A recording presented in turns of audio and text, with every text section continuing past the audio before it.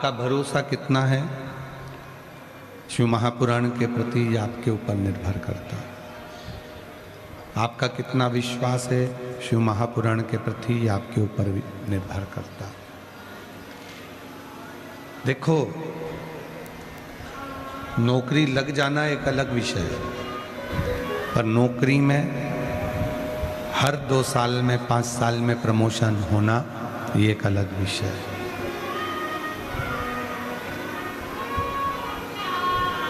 ऐसे कई लोग हैं जिनकी नौकरी लग गई पर प्रमोशन, रिटायरमेंट का समय आ गया तो भी उनका प्रमोशन नहीं हुआ। ऐसे कई लोग हैं जिन्होंने नौकरी तो करी पर प्रमोशन ही नहीं हो पाया। पूरी अवस्था निकल गई, 60 साल की पूरी ड्यूटी निकल गई, नौकरी निकल गई, पर उनका प्रमोशन ही नहीं मिला। उसी तरह जैसे नौकरी तो कर रहे हैं, ड्यूटी तो कर रहे हैं, पर प्रमोशन नहीं हो रहा, उसी तरह कई लोग संसार के ऐसे हैं जो भगवान के मंदिर में शुरू से जा रहे हैं, शुरू से।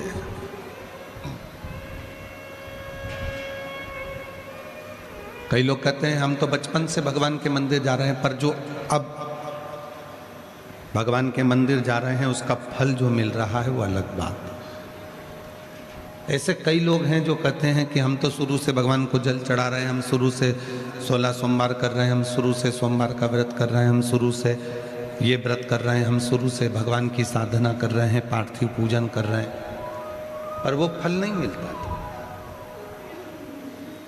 वो फल कब मिलना प्रारंभ हुआ? जब आपने शिव महापुराण की कथा श्रवण करना प्रारंभ करी, आपकी बुद्धि, आपका चित्त, आपका मन कथा में लगना प्रारंभ हुआ, तब भगवान ने तुम्हारा प्रमोशन करना प्रारंभ करा और तुम्हारा आनंदमय सुख देना प्रारंभ करा। ड्यूटी तो हम कर रहे थे। ऐसे कई लोग हैं संसार में जो नौकरी तो करते हैं पर प्रमोशन नहीं हो पाता। उसी तरह कई लोग हैं जो सोमवार का व्रत भी रखते हैं, प्रदोष का व्रत भी रखते हैं, मंदिर भी जाते हैं, जल भी चढ़ाते हैं, पर बाबा उनके दुख नहीं काटता, उनकी तकलीफें नहीं काटता, प्रमोशन ही नहीं कर रहा। प्रमोशन करने के लिए तुम्हें अपने काम के प्रति लगन रखना पड़ेगी। उसी तरह अपने दुख को मिटाना है तो आपको ईश्वर पर पूर्ण भरोसा कर कर एक लोटा जल चढ़ाना पड़ेगा और शिव की शरणागति रखना पड़ेगा। अरे देख लिया संसार हमने, देख लिया सब मतलब के यार हमने, देख लिया झूठे नाते झूठे रिश्ते, झूठे नाते झूठे रिश्ते, अरे झूठा है संसार हमने देख लिया सब मतलब के यार हमने देख लिया, देख लिया संसार हमने देख लिया। आज का व्यक्ति, उसकी चाह बहुत कुछ है पर करना कुछ नहीं चाहता। चाह तो इतनी है कि मैं मुख्यमंत्री बनकर बैठ जाऊं, चाह तो इतनी है कि मैं विधायक बनकर बैठ जाऊं, चाह तो इतनी है कि मैं सांसद बनकर बैठ जाऊं, चाह तो इतनी है कि मैं प्रधानमंत्री बनकर बैठ जाऊं, चाह तो इतनी है कि मैं कलेक्टर, आईजी, कमिश्नर बनकर बैठ जाऊं, पर करना कुछ नहीं, केवल चाह।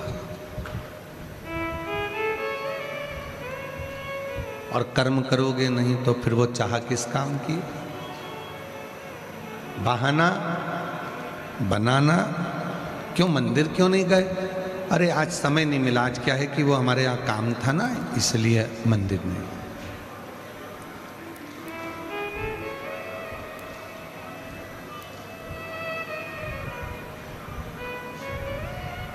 जब आत्री जी कथा लेने के लिए सीहोर आए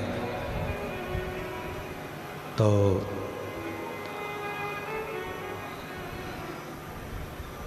आशीष जी से उनकी बात हुई, समीर जी से उनकी बात हुई, आकाश जी से बात हुई।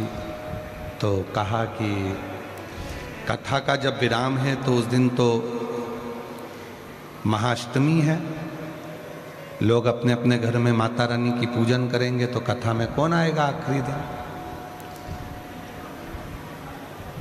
अब एक पंडाल से लेके 7 पंडाल देख लीजिए, पूरे भरे पड़े हुए हैं।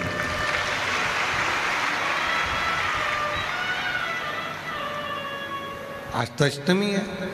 महाराज जी जब अष्टमी के दिन कथा का विराम रहेगा, आत्री जी कहे थे, तो आखिरी दिन कैसे पब्लिक आएगी, कैसे लोग सुनेंगे, कैसे क्या हो, कैसे श्रवण करेंगे। हमने आत्री जी से, आशीष जी ने भी कहा, समीर जी भी बोले, आकाश जी भी बोले कि आत्री जी ये कथा है ही शिव और शक्ति की। और आप पूछिएगा आत्री जी से, ये पूरी कथा एक ही बात कही कि ये शिव और शक्ति की। आपको साधुता है आत्री जी, कार्य के प्रति बहुत बहुत साधु। ये पूरी कथा शिव और शक्ति की है और विश्वास पर ये कथा चलती है। ये कोई दूसरी पुराण नहीं है।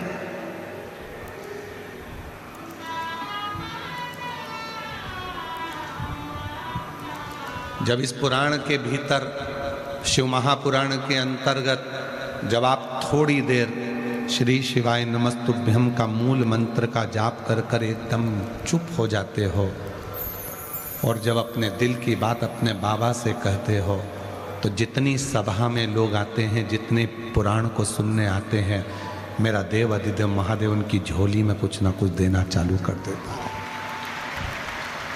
उनकी झोली भरना प्रारंभ कर देता है।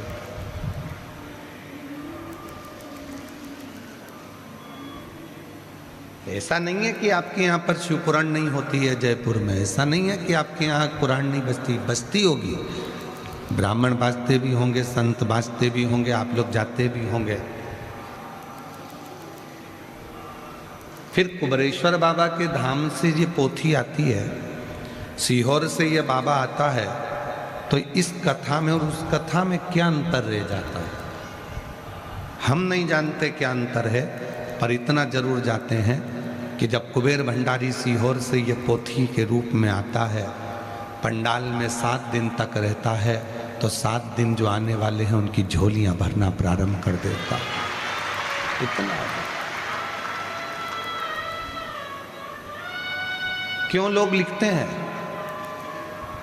कि कौन बनेगा करोड़पति की सीट पर बैठना सरल है, पर कुबरेश्वर धाम की व्यासपीठ के सामने जाना कठिन है। वहाँ करोड़ों का धन मिलता है और यहाँ जो पत्र लिखते हैं और उनका पत्र पढ़ा जाता है तो उनको एक बेलपत्र मिलता है, और वो एक बेलपत्र उसकी जिंदगी का सबसे बड़ा सार हो जाता है। वो एक बेलपत्र उसके जीवन का सबसे बड़ा सुख हो जाता है। हम कभी भी इस व्यासपीठ से उसको ना तो कोई धन दिए, ना कोई दौलत दिए, ना कोई रुपट्टा दिए, ना कोई वैभव दिए। एक बेलपत्र, जिस बेलपत्र ने भगवान कृष्ण की नानी, क्या नाम था भगवान कृष्ण की नानी का, यशोदा जी की माँ, नंद बाबा की सास, आप लोग श्रीमद् भागवत कथा सुने होंगे तो उसमें वर्णन आया होगा।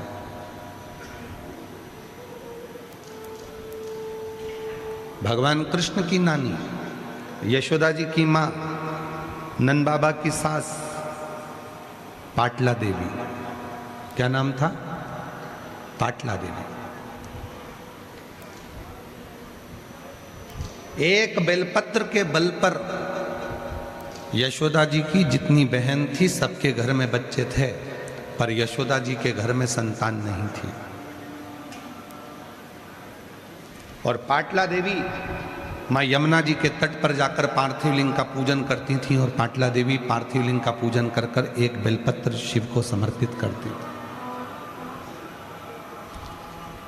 शिव एक बूढ़े का रूप रखकर आ गए पाटला देवी के सामने और पाटला देवी से कहा, पाटला तू मेरी आराधना करती है, साधना करती है, क्या चाहिए तुझको?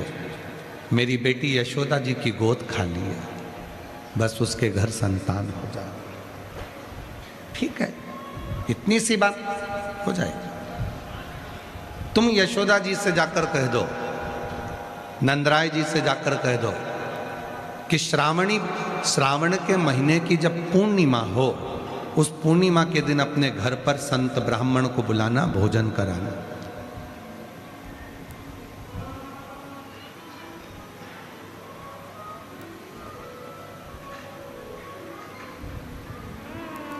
बेलपत्री के वृक्ष के आंगन में जब वो संत और ब्राह्मण भोजन करेंगे तो उसका फल आपको मिलेगा। कभी मन कर जाए तुम्हारा शिव महापुराण पढ़ने का तो गीता प्रेस गोरखपुर की शिव पुराण लेकर आना, उसको पढ़ना। उसमें वर्णन आता है कि एक बेलपत्र के वृक्ष की छांव में जब हम किसी ब्राह्मण, संत, साधु, गुरुजन, बहन, बेटी, दामाद, भांजा, भांजी, बेटी, जमाई, किसी को भी अगर मुख झूठा कराते हैं तो 1 करोड़ गौदान के बराबर और हजारों अश्वमेध यज्ञ के बराबर पुण्य फल प्राप्त हो जाता है।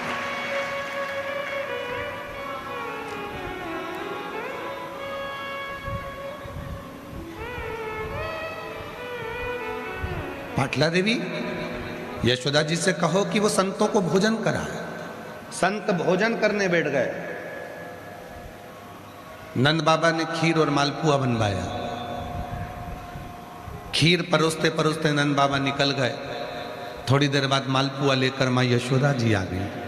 पल्लू डला था लंबा, बहुत लंबा घूंघट, जैसे हमारे राजस्थान की शान है घूंघट, उसी तरह एक लंबा घूंघट यशोदा जी का डला था।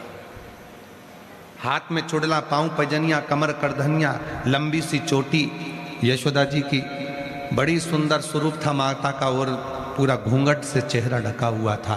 मालपुआ देने के लिए जैसे यशोदा जी आई, ब्राह्मण भोजन करते करते उन्होंने देखा नंद बाबा की दाढ़ी सफ़ेद है, नंद बाबा के बाल सफ़ेद हैं। हमको लगता है ये नंद बाबा के छोरे की बहू दिखती है, ऐसा लगता है कि नंद बाबा के घर के बेटे की बहू है और इनके घर में कोई बच्चा नहीं दिख रहा। तो सारे संतों ने भोजन करते करते घूंघट की जो ओट में यशोदा जी थीं उनको देख नहीं पाए और सारे संत ब्राह्मणों ने कह दिया, पुत्र भव, पुत्र भव। जैसे ही यशोदा जी से कहा, यशोदा जी ने अपना घूंघट ऊंचा करा तो बाबाओं ने देखा कि नंद बाबा की दाढ़ी सफेद, बाल सफेद, यशोदा जी के भी बाल सफेद थे। 60 वर्ष के नंदराय जी और 55 वर्ष की यशोदा जी, बाल सफेद। सारे संत ब्राह्मणों के मन में आया कि हमारा तो अब आशीर्वाद गड़बड़ हो गया, हमने वर दे दिया। नंद बाबा जी हाथ जोड़कर बोले, बाबा जी आपने मेरी पत्नी को पुत्र होने का आशीर्वाद दिया है, बेटा होने का, पर हम तो इतनी उम्र के हो गए, अभी तक संतान नहीं हुई, तो संतान कहां से आए? संतों ने कहा, बेलपत्र के वृक्ष की छांव में जब भोजन करता ब्राह्मण कोई वर देता है, वो वर कभी खाली नहीं जाता, और हमने तुम्हें वर दिया।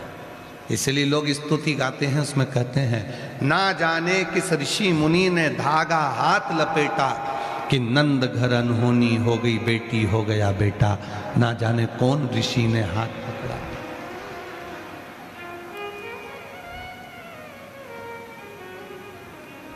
कौन ऋषि?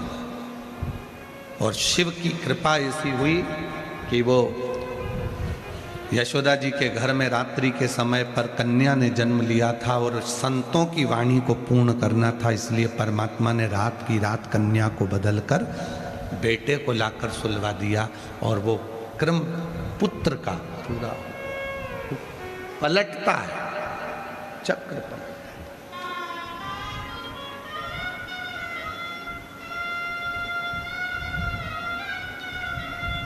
आज कथा का विराम है मेरी जीजियों। मेरी बेटियों, मेरे बेटाओं, मेरे बुजुर्ग माँ बाप, मेरे जमाई, मेरे जीजा, कथा आज विराम हो जाएगी। आप सब अपने अपने घर की ओर चले जाओ।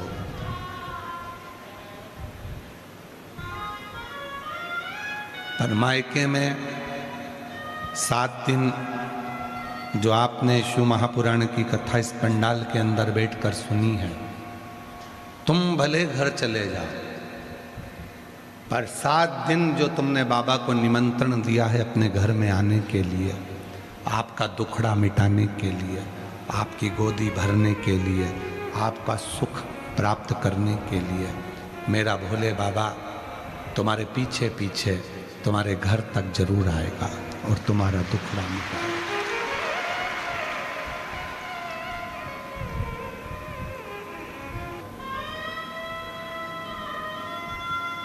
भोजन में बहाने नहीं बनाते, कपड़े पहनने में बहाने नहीं बनाते, श्रृंगार करने में बहाने नहीं बनाते, सोच कर्म करने में बहाने नहीं बनाते,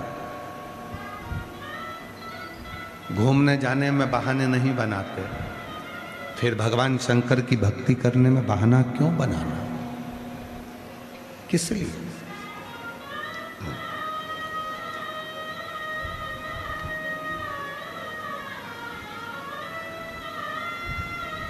कल एक किसी बहन जी ने कोई मैसेज करा सीहोर, और सीहोर से वो मैसेज आशीष के पास आया, और आशीष ने फिर हमें बताया कि गुरुजी बोले कि जब दुख आए तो अपने पुराने समय का, जो तुमने सोमवार का व्रत करा है, जो तुमने प्रदोष करी है, जो तुमने व्रत धारण करा है, तुमने शिव जी को जल चढ़ाया है, पार्वती मैया अपने बचपन के किए हुए पुण्य को याद करती है,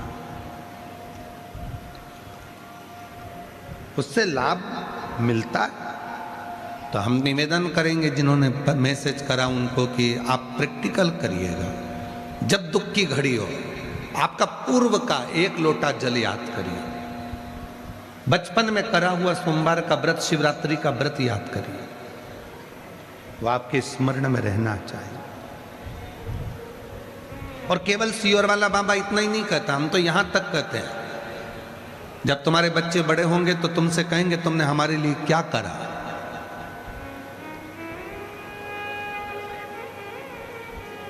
तो इसलिए निवेदन है, तुम्हारे बच्चे बड़े हों उससे पहले, जब तक बच्चे छोटे हैं,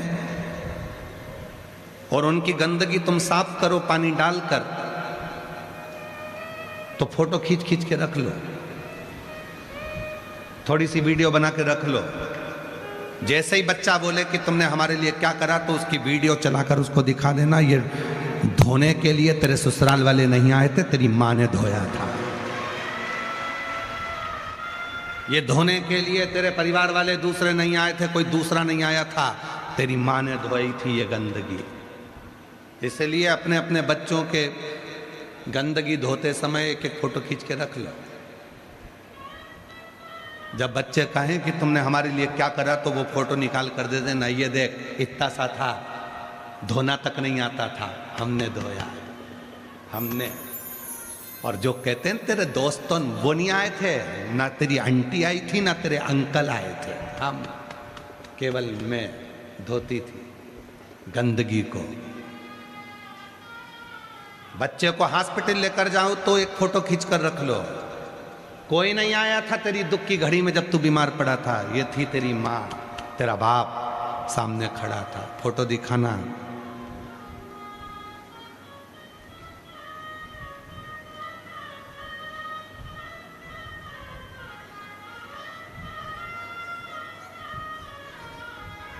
कोई नहीं आया था, उस समय पर तेरी माँ थी।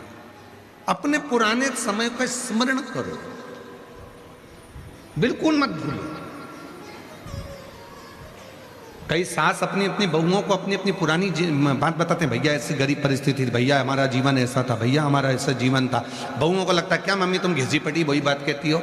मम्मी इसलिए घिसी पिटी बात कहती है कि मम्मी चाहती है कि तू संभाल के चलना, अभी तो भगवान ने दिया है उसको पकड़ कर चलना, कहीं हमारी जिंदगी जैसी जिंदगी तेरी ना हो जाए, इसलिए तुझे सुना सुना कर तुझे संभालना सिखा रही। और बहू को क्या लगता है कि मम्मी वही पुरानी पुरानी बातें घिसती रहती हैं, हमारी सास ऐसी थी, हमने ऐसा करा, हमने चूल्हे पे रोटी बनाई, हमने ये करा, हमने वो करा, हमने ये करा, हमने वो करा।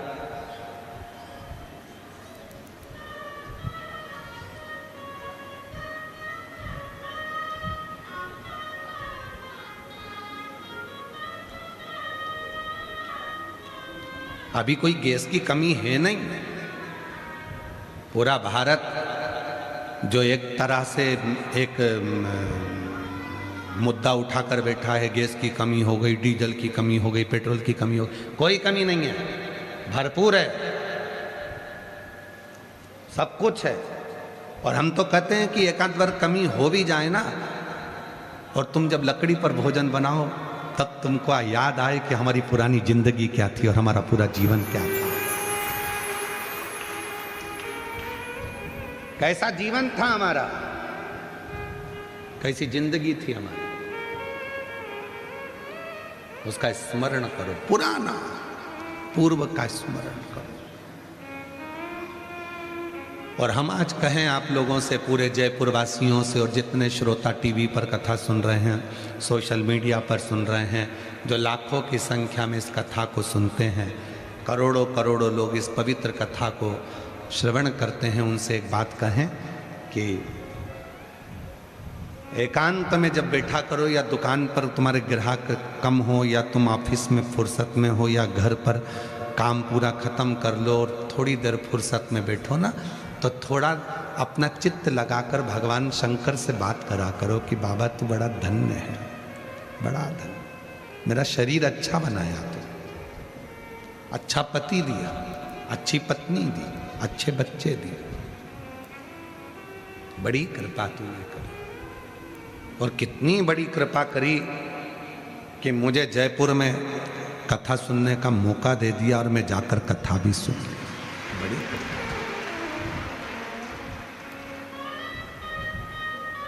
जो जैसी भावना लाया वो वैसा ही फल पाया, नहीं खाली उसे लौटाया, वो मन ही मन हर्षाया, और कर दिया माला माल काशी वाले, लुटा दिया भंडार काशी वाले ने, लुटा दिया भंडार काशी वाले ने, कर दिया माला माल काशी वाले ने।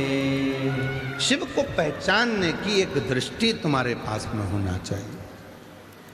भक्ति को जानने में जितना व्यक्ति बहुत उन्नति की सीढ़ी पर चढ़ता चले जाता है, वो धीरे धीरे अपने सनातन धर्म पर उंगली उठाने लगता है। पर हम हमारे जजमान परिवार को, रावत परिवार को, हम बेरीवाल परिवार को, हम जितने जितने भी इस पवित्र कथा के जो मूल सूत्रधार बने हैं, उनको धन्यवाद देते हैं कि बाबा ने आपको धन दिया, पर आपका समर्पण अपने सनातन धर्म के प्रति रखा।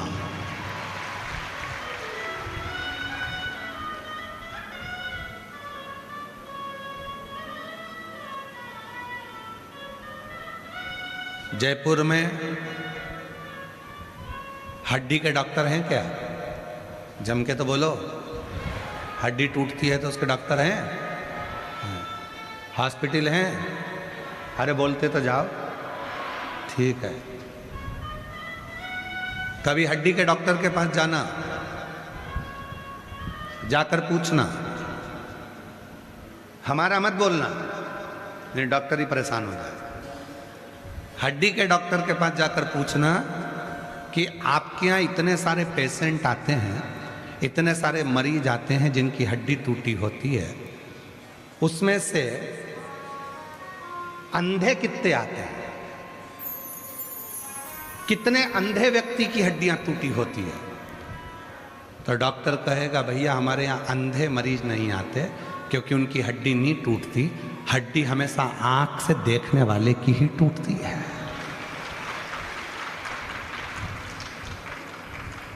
हड्डी अंधे की नहीं टूटती क्योंकि उसने एक छड़ी अपने साथ में रखी है, डंडा अपने साथ में रखा है, वो छड़ी को पकड़ कर चलता है तो ठोकर खाकर गिरता नहीं है। भगवान ने जिनको आंख दी है ठोकर खाकर वही जान कर कर गिरता है, हड्डी उसी की टूटती है। बाथरूम में गए थे, सब दिख रहा था, अच्छा है, बाथरूम है, चिकना फर्श है, सब समझ में आ रहा है। बहू नहाकर गई होगी, शैम्पू पड़ा है, ये भी समझ में आ रहा है, साबुन का घोल पड़ा है, ये भी समझ में आ रहा है। तो फिर चप्पल पहन के जाने की जरूरत क्या थी? फिसल गई, टूट गई हड्डी। गई हॉस्पिटल, डॉक्टर साहब ने कहा आंखें नहीं थी, दिखता था ना। हाँ साहब आंखें तो थी पर समझ नहीं पाई।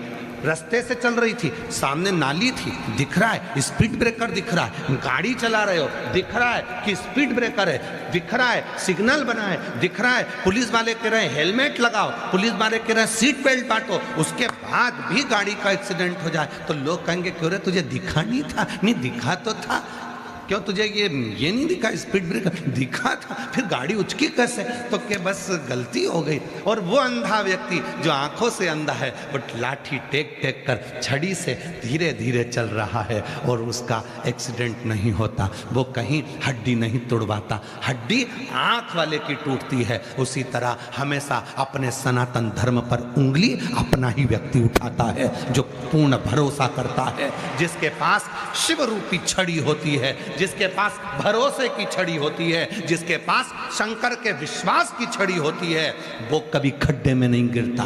याद रखना, तुमने अगर शंकर पर भरोसा करा, तुमने एक लोटा जल पकड़ा, तुमने विश्वास किया है तो तुम किसी खड्डे में नहीं गिरोगे, क्योंकि परमात्मा वो छड़ी तुम्हें संभाल कर चलाएगी। पर जिनकी आंखें हैं, जिनको दिख रहा है, इतने पत्र आते हैं, इतना भाव आता है, इतनी पब्लिक आती है, ना जाने कहां से आती है, कोई इनको चावल देने नहीं गया, कोई इनको बुलाने नहीं गया, इनको रोक दिया जाता है कि मत जाओ तो भी लोग जाते हैं। आखिर समझने वाली बुद्धि है कि इतनी पब्लिक इतना भक्त कहां से आ रहा है, कैसे आया कैसे जाएगा।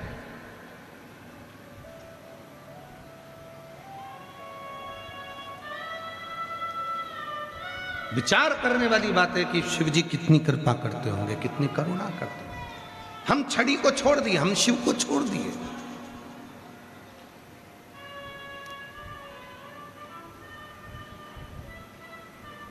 जाना जरा हॉस्पिटल में जाकर पूछना, क्यों साहब हड्डी टूटी, किसकी टूटी? अंधा था कोई जिसकी हड्डी टूटी? नहीं साहब, आंख वाला था। हड्डी टूटी, वो कोई दिखता नहीं था? नहीं साहब, पूरी देखता था, फिर भी हड्डी टूटी क्योंकि वो चला नहीं देखकर। वो एक लाइन याद करना, अपने एक गीत की है, बाबूजी थोड़ा धीरे चलो, स्पीड ब्रेकर आगे बढ़ा है, थोड़ा सावधानी से चलो। और एक गीत और है, आजू देखो बाजू देखो तब चलो। हम क्यों भटक रहे हैं? हम किस लिए भटक रहे हैं? हम क्यों भटकने जा रहे हैं? आगे खड्डा है और वो खड्डे में ना जाने कितने घिरते चले जा रहे हैं। किसी को लग रहा है कि साहब फैशन में ही सब कुछ है, किसी को लग रहा है कि व्यसन में ही सब कुछ है, किसी को लग रहा है कि धन में ही सब कुछ है, किसी को लग रहा है कि बस हमने बहुत कुछ बंगला बना लिया, इसी में सब कुछ है। बंगले में सब कुछ नहीं हो सकता। बंगले में जितने सदस्य रह रहे हैं उनके भीतर यदि शांति होगी, प्रेम होगा तो बंगला शोभा देगा। धन में सब कुछ नहीं है, शरीर का सुख होगा, निरोगी काया होगी तो सब कुछ आनंदमय होगा। करोड़ों का धन हो और काया ही निरोगी नहीं हो तो फिर किस काम का वो सुख है? किस काम का? सामने खड्डा दिख रहा है। बुद्धि भगवान ने तुमको दी है। बड़ी बड़ी होटल ढाबे लिखे रहते हैं, और जाओ जरा गाड़ी लेके ढाबे पे जाओ तो सही, जरा रोड के किनारे किनारे देखो ढाबे लिखे हैं। ढाबे पर लिखा है एक तरफ लिखा है वेज, एक तरफ लिखा है नॉन वेज। कितना समझदार ढाबे वाला होगा, उसने दोनों चीज लिखी, वेज नॉन वेज, शाकाहारी मांसाहारी, दोनों चीज लिखी उसने ढाबे पर, और वो इंतजार कर रहा है तुम जैसे मूर्ख का। क्यों? अब देखना यह है कि ये आके नॉन वेज खाता है कि वेज खाता है। अब इंतजार कर रहा है कि भगवान ने बुद्धि दी है तेरे को और तू ढाबे पे जाकर पूछ रहा है कि नॉन वेज दे दो। भगवान ने बुद्धि दी है, कितने पकवान, राजस्थान जैसी मिठाइयाँ पूरी दुनिया में कहीं नहीं बन सकती जो राजस्थान में बनती है। राजस्थान का भोजन जैसा भोजन पूरे कहीं नहीं बन सकता भारत में जो राजस्थान में बनता है। राजस्थान जैसा पहनावा पूरे भारत में नहीं बन सकता जो राजस्थान में बनता है। राजस्थान के तीर्थ जैसे तीर्थ पूरे भारत में नहीं हो सकते जो राजस्थान में है। राजस्थान जैसी मर्यादा, राजस्थान जैसा खम्मा घनी, राजस्थान जैसा दूल्हे को भी बना और दुल्हन को बनी। यहाँ राजस्थान की जो भाषा है, बोली है, मनवार है, आदर है, सत्कार है, वो पूरे भारत में नहीं हो सकता जो राजस्थान में है। आओ पधारो सा हमारा देश कहने वाला भी केवल एक राजस्थान है, केवल एक राजस्थान। और उस राजस्थान के लोग जो अपने घर से बाजरे की रोटी लेकर चलते थे, चटनी लेकर चलते थे, कड़ी लेकर चलते थे, भोजन करते थे और अपनी बुलंदता से आगे बढ़ते थे, आज उस राजस्थान के तीर्थों में भी दर्शन करने जाओ तो ढाबे के बाहर लिखा है कि वेज और नॉन वेज। तो सोचने वाला प्रसंग हो जाता है कि हमारी बुद्धि क्या मारी गई है। खड़े होकर कहना चाहिए भैया ये नॉन वेज वाला बोर्ड हटाओ, यहाँ तो केवल वेज होना चाहिए, क्योंकि हमारे राजस्थान में लोग सालासर आते हैं, श्याम जी आते हैं, जीण माता आते हैं, झुंझुन माता आते हैं। यहाँ तो हमारा राजस्थान तो जहाँ पूरे दुनिया में निवास करने वाले एक एक व्यक्ति के कुल देवी देवता मिलेंगे तो राजस्थान में मिलेंगे। सबका बाप यही है। और हम हमारी बुद्धि के हिसाब से वेज नॉन वेज। और अब तुम्हारी बुद्धि कहाँ गई, अब तुम्हारा चित्त कहाँ गया? फिर वही वाली बात आ गई, बिजली खड़ी, फिर वही वाली बात आ गई, भटक रहे।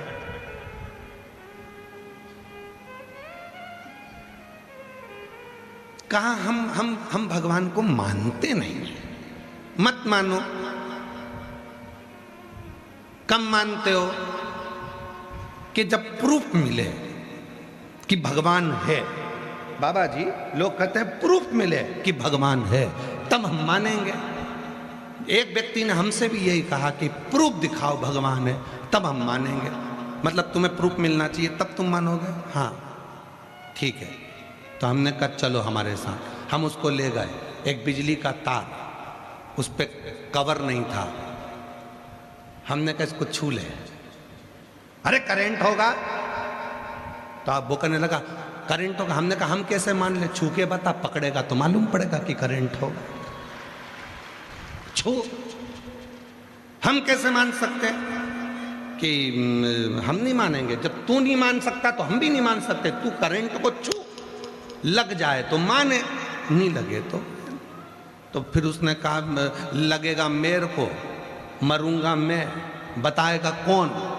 तो हमने कहा हम बताएंगे कि ये कह रहा था कि हम नहीं मानते। तो हमने इसको कहा हम भी नहीं मानते, बता, पकड़ के।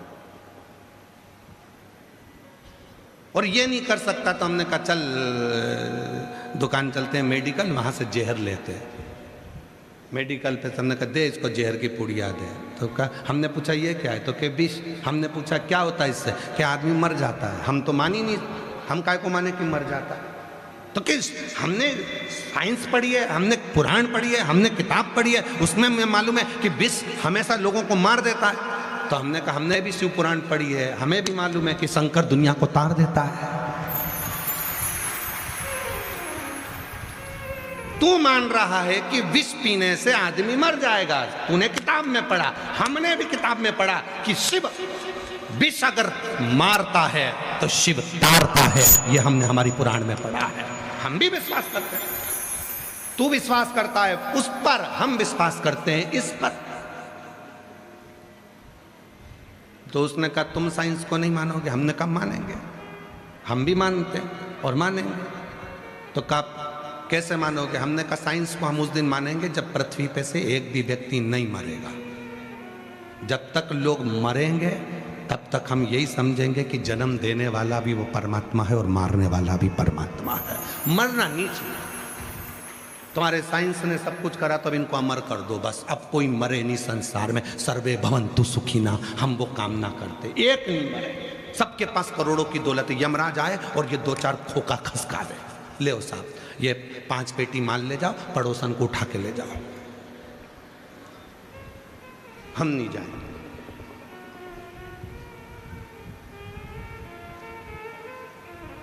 ए भाई, दुनिया में हम आए हैं तो जीना ही पड़ेगा, जीवन है अगर जहर तो पीना ही पड़ेगा। इस संसार सागर में यदि आए हो तो दुख भी झेलना पड़ेगा, खुशियां भी जिंदगी में आएगी, सब कुछ होगा इस जीवन में। बस इतना याद रखना, शिव की शरणागति का स्मरण रखना। हम शंकर को भजते हैं, हमारे पास प्रमाण है कि शिव हमारा है, हमारे जीवन का दुख वो काटेगा। मिलेंगे तर्क करने वाले, हम भगवान को नहीं मानते, हम भगवान को नहीं मानते। मत मानो, तुम्हारे मानने से क्या होता है? तो हम भी तुम्हारे लिए इसको नहीं मानते कि ये चीज हो सकती है। हम काय को माने? पी के बताओ विष कि इससे लोग मरे, पी तब हम माने, लगा करंट को हाथ तब हम माने, हम भी नहीं मानते। मानेंगे हम जानते हैं कि विष मार देता है, पर इतना भी जानते हैं कि मेरा शिव तार देता है, शंकर तार।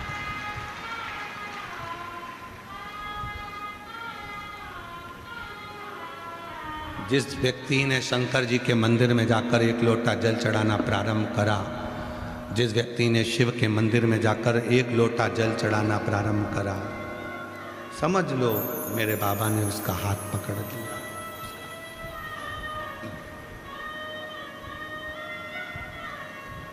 फूलों की कलियों में, काशी की गलियों में, फूलों की कलियों में, काशी की गलियों में, तेरे बिना कुछ कहीं ना,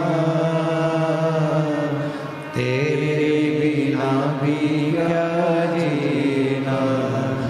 ओ शंभू रे, तेरे बिना भी क्या जीना। ओ बाबा रे, तेरे बिना भी क्या जीना। फूलों की कलियों में, काशी की गलियों में, फूलों की गलियों में, काशी की गलियों में, तेरे बिना कुछ कहीं ना, तेरे बिना भी क्या जीना। ओ बाबा रे, तेरे बिना भी क्या जीना। ओ शंभू रे, तेरे बिना भी क्या जीना। हम कैसे जिए उसके बिना, कैसे? एक क्षण उसके बिना ठीक नहीं लगता।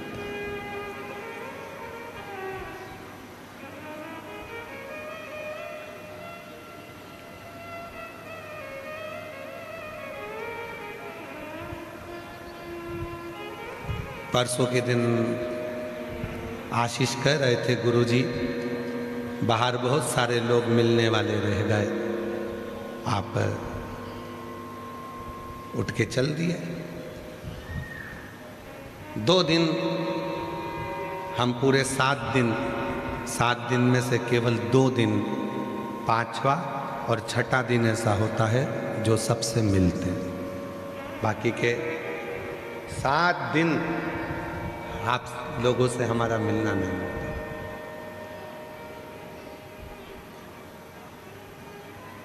उसका कारण है हम नहीं मिलते हैं।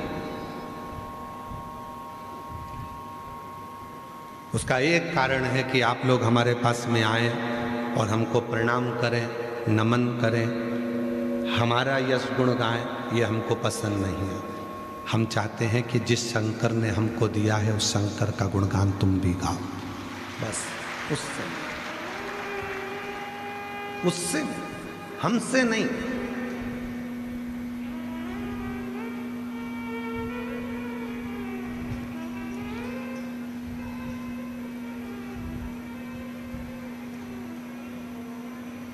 कई बार समितियां भी कहती हैं कि हम लोगों ने इतना इतना व्यवस्था करी, टेंट लगाया, भोजन चलाया, पंखा लगाया, ये करा वो करा, कम से कम हम लोगों से तुम मिलो।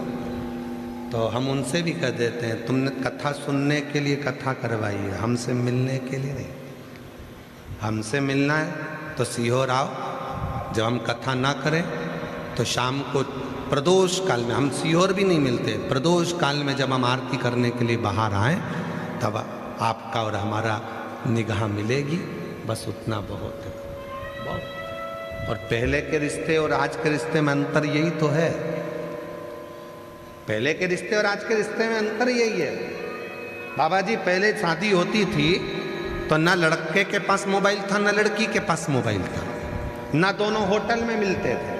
केवल लड़की चाय की ट्रे लेकर आती थी, नीचे रखती थी, लड़का और लड़की की निगाह मिलती थी और संबंध पक्का हो जाता था। और वो संबंध 7 जन्म तक निपटा था। और एक आज का समय, मिल लो, जुल लो, होटल में 4 घंटा बात कर लो, रात को 3-3 बजे तक मोबाइल पे लगे हो, उसके बाद दोनों वो कौन सी फोटोग्राफी होती है जिसमें घूमने भी चले गए, फोटो भी खिंचवा लिए, सारी दुनिया का प्रपंचा कर लिया, और उसके बाद फिर शादी हुई। जब इतने मिल लिए थे, जुल लिए थे, फिर तलाक काय को कर रहे हो? फिर तलाक क्यों? तो इससे तो ये बुजुर्ग मेरी माताएं बैठी हैं, जो बुजुर्ग मेरी माताएं बैठी हैं, जो बुजुर्ग मेरे पिता बैठे हैं, जो बूढ़े बूढ़े मेरे माँ बाप बैठे हैं, इनसे पूछो कि इनने इस लड़की को देखा था क्या जिससे उसकी शादी हुई, और उसने उसको देखा था, बस चाय रखी थी, उतनी देर में निगाह मिल गई और वो संबंध 7 जन्म का हो गया। लोग कहते हैं आप मिलते क्यों नहीं? हमने कहा मिलने में तलाक हो जाता है, ना मिले तो प्रेम बढ़ता चले जाता है, बस बहुत है। जिस व्यक्ति को आपसे कामना है वो व्यक्ति आपसे वही चीज प्राप्त करना चाहता है। उसी तरह धातुओं का भी, जैसे चुंबक, और वो चुंबक उसे मिट्टी में घुमाइए तो मिट्टी उस मिट्टी तत्व को पकड़ेगी। और चुंबक को आप चाहो जहाँ घुमाओ, एल्युमिनियम भी उसको नहीं पकड़ेगा, चुंबक को प्लास्टिक भी नहीं पकड़ेगा,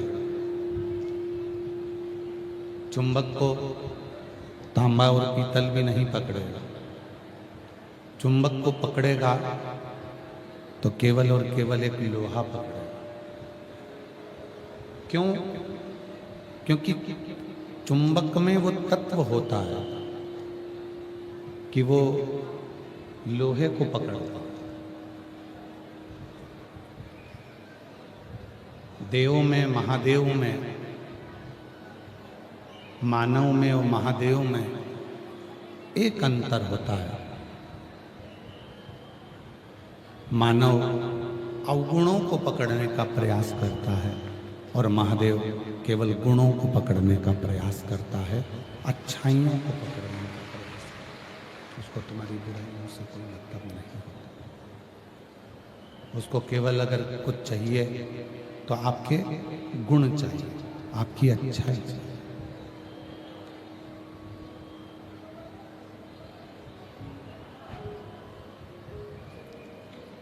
शिव कथा कहती है, भगवान शंकर का चरित्र कहता है, शिव महापुराण की कथा कहती है। इनको सुनो ना, आके बैठे हो, आवाज खोलो बाहर की भी, प्रेशर खोलिए।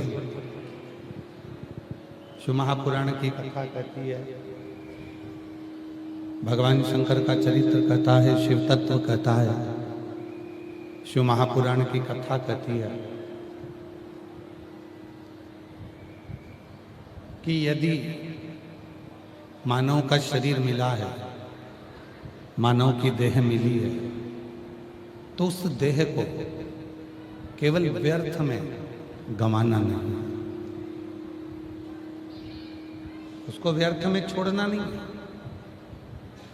बड़ी मुश्किल से ना जाने कितने तप, ना जाने कितनी साधना, ना जाने कितने व्रत, ना जाने कितनी उपासना, ना जाने कितना कितना तप, साधना, उपासना जीवन में करी होती है, तब जाकर ये मानव की देह प्राप्त होती है, ये मानव का शरीर प्राप्त होता है।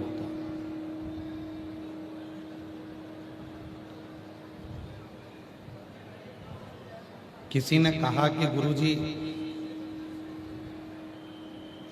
ये जो मानव का शरीर है, मनुष्य की देह है, 84 लाख योनियों में केवल एक योनि ऐसी है। इसको तो सुनो, आके इधर आओ, और ये बड़े बड़े बक्सेवन भी सुनो, इनमें कान लगा के तुम लोग सुनो।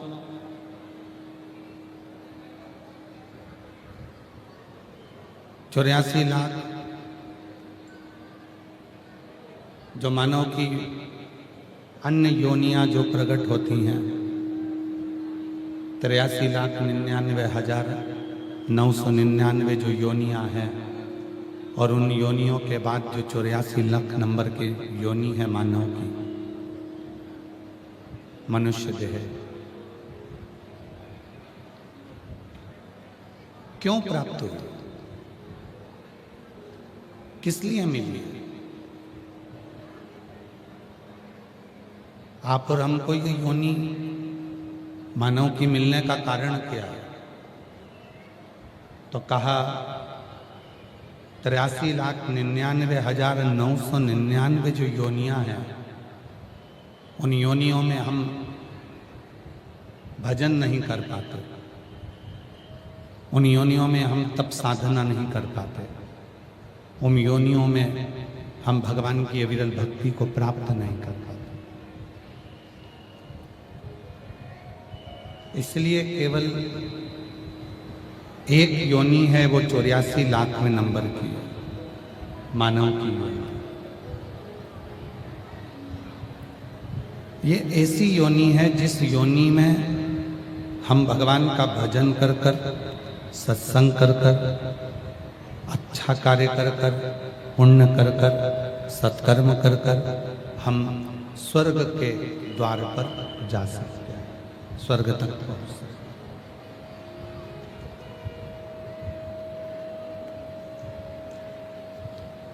कोई दूसरी योनि में वो बल नहीं है कि हम उस योनि से छूटें और सीधे स्वर्ग चले जाएं। हम उस योनि से छूटें और सीधे स्वर्ग के द्वार पर चले जाएं। उस योनि में, किसी योनि में इसका अगर है तो केवल एक योनि है, और वो है मानव की देह, मानव का शरीर, मनुष्य। क्यों मिला ये मानव का देह, किस लिए प्राप्त हुआ? केवल भोजन करो, सो जाओ, काम करो, थोड़ा सा धन कमाओ, परिवार में आराम से रहो और चले जाओ। केवल इतने से कार्य के लिए क्या मानव का देह मिला है? नहीं। शिव कहते हैं माँ जगत जननी पार्वती जी को कि हे जगदम्बा, हे जगत जननी, हे जगत धात्री, हे दुर्गा भवानी, हे माँ पार्वती,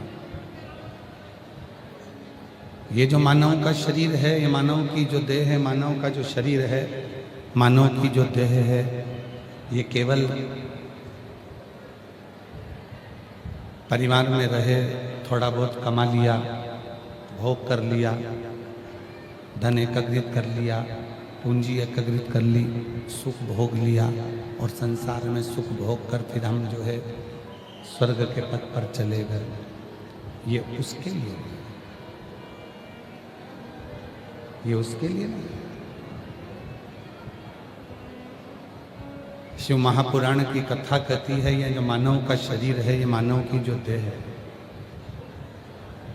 मानव का जो शरीर है, ये मिलने का कारण केवल एक है कि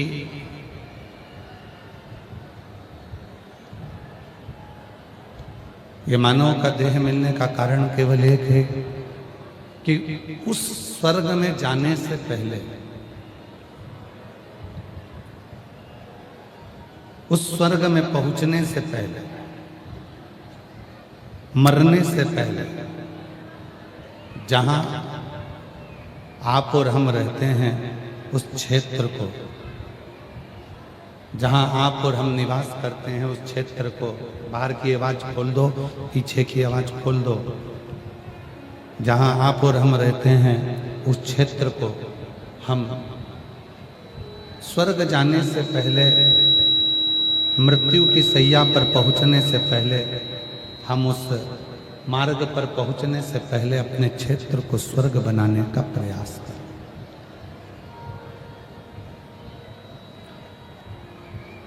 अपने क्षेत्र को हम श्रेष्ठ बनाने का प्रयास करें। और जब हम अपने क्षेत्र को अच्छा बना लेंगे, हम अपने क्षेत्र को श्रेष्ठ बना लेंगे, तो ये निश्चित है कि हम कोई भटक भी रहे होंगे तो भी हमें शिव का धाम प्राप्त हो ही जाएगा, कितने भी। और मैंने तेरे ही भरोसे बाबा, तेरे ही भरोसे हवा बिच उड़ती जावांगी बाबा, डोर हत्तो छठी नाम कटी जावांगी।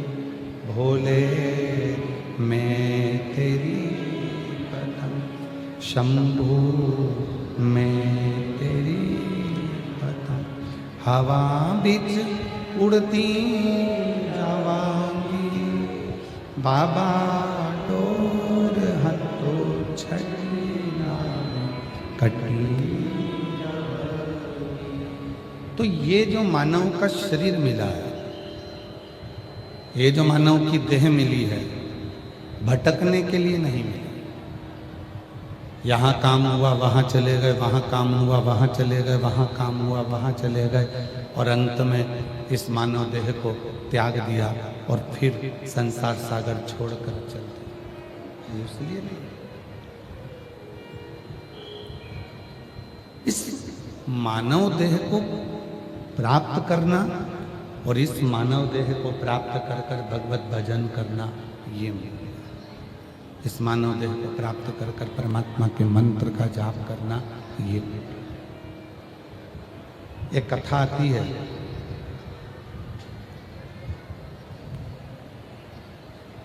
कर्नाटक में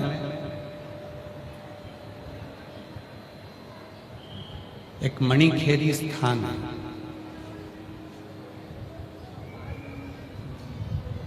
जहां पर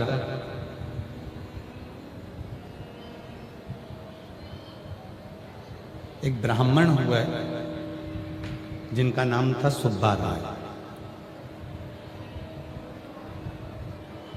जितने भी वीर शैव लिंगायत संप्रदाय के जो अनुयायी हैं,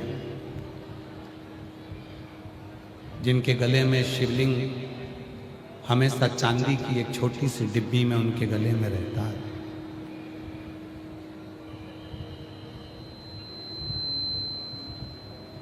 वीर शिवलिंगायत संप्रदाय के अंतर्गत जिनके गले में भगवान शंकर का शिवलिंग सदा विराजमान, जिनके मस्तक पर भस्म का त्रिपुंड सदा विराजमान,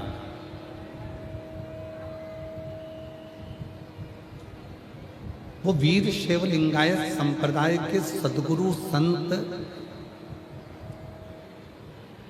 एक पथ बताते हैं कि यदि हमको शिव की भक्ति को प्राप्त करना, वीर शिवलिंगायत संप्रदाय में उनके गुरु एक मार्ग बताते हैं कि यदि हमें शंकर की अविरल भक्ति को प्राप्त करना है तो शिव के जो भक्त होते हैं, भगवान शंकर के जो दृढ़ विश्वास रखने वाले भक्त होते हैं, उनकी भक्ति को श्रवण करना चाहिए।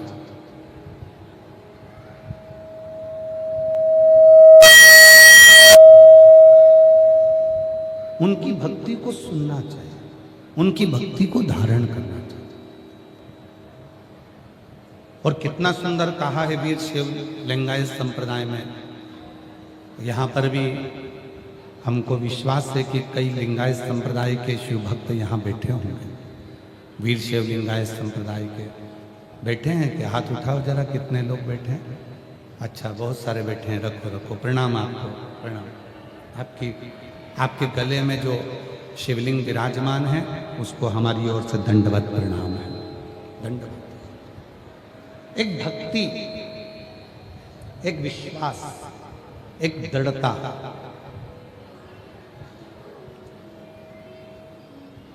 कर्नाटक में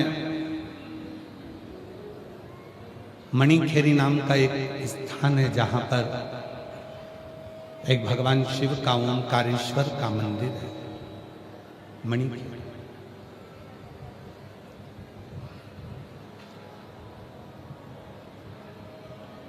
उस मणिखेरी स्थान में एक ब्राह्मण रहता था जिसका नाम सुब्बा राय था। सुब्बा राय शिव का बड़ा उपासक था, भगवान शंकर के विरल भक्ति में डूबने वाला, भगवान शंकर की भक्ति में बजने वाला, भगवान शंकर का स्मरण करने वाला, भगवान शंकर का मंत्र जाप करने वाला, भगवान शंकर की विरल भक्ति में डूबने वाला सुब्बा, जो शिव की भक्ति दिन रात किया करता था। दिन रात भगवान शंकर के भजन में, भगवान शंकर के स्मरण में डूबा रहता सुब्बा। वहां का एक राजा था जिसका नाम था लिंग राजेंद्र।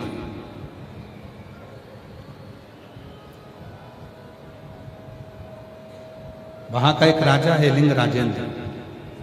सुब्बा राय जब फ्री हो जाता भगवान शंकर की विरल भक्ति में डूब जाता। लिंग राजेंद्र राजा ने एक मंदिर बनवाया था भगवान शंकर का, पर उस मंदिर का समय था, इतनी बजे मंदिर में जाना है, इतनी बजे मंदिर का दरवाजा बंद हो जाएगा, इतनी बजे मंदिर का पट बंद हो जाएगा, इतनी बजे मंदिर चालू हो जाएगा, इतनी बजे मंदिर में आरती होगी, इतनी बजे मंदिर में राजभोग लगेगा, इतनी बजे मंदिर में शयन की आरती होगी, इतनी बजे मंदिर में यह कार्य होगा।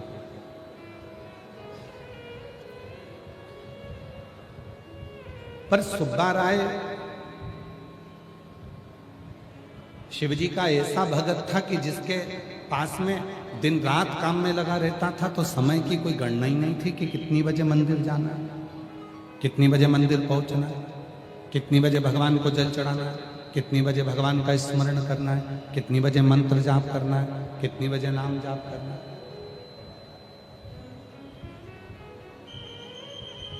कितनी बजे परमात्मा का स्मरण करना। सुब्बा राय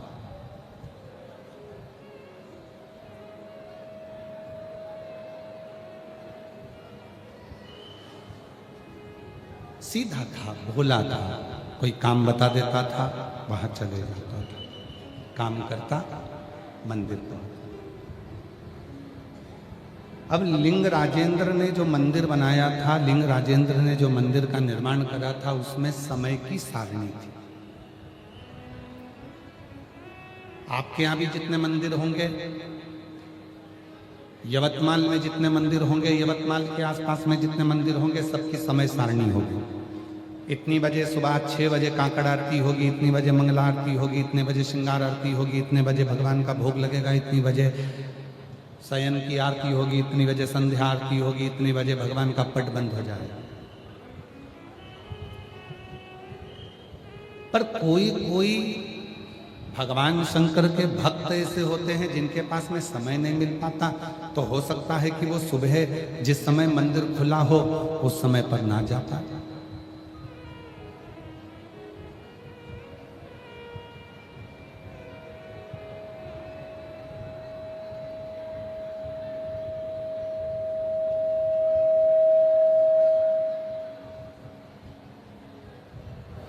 आवाज थोड़ी क्लियर कर दो, आवाज ठीक नहीं आ रही है अंदर, थोड़ा क्लियर करो उसको। आवाज सुनने में अपने को भी समझ में आए कि बोल क्या।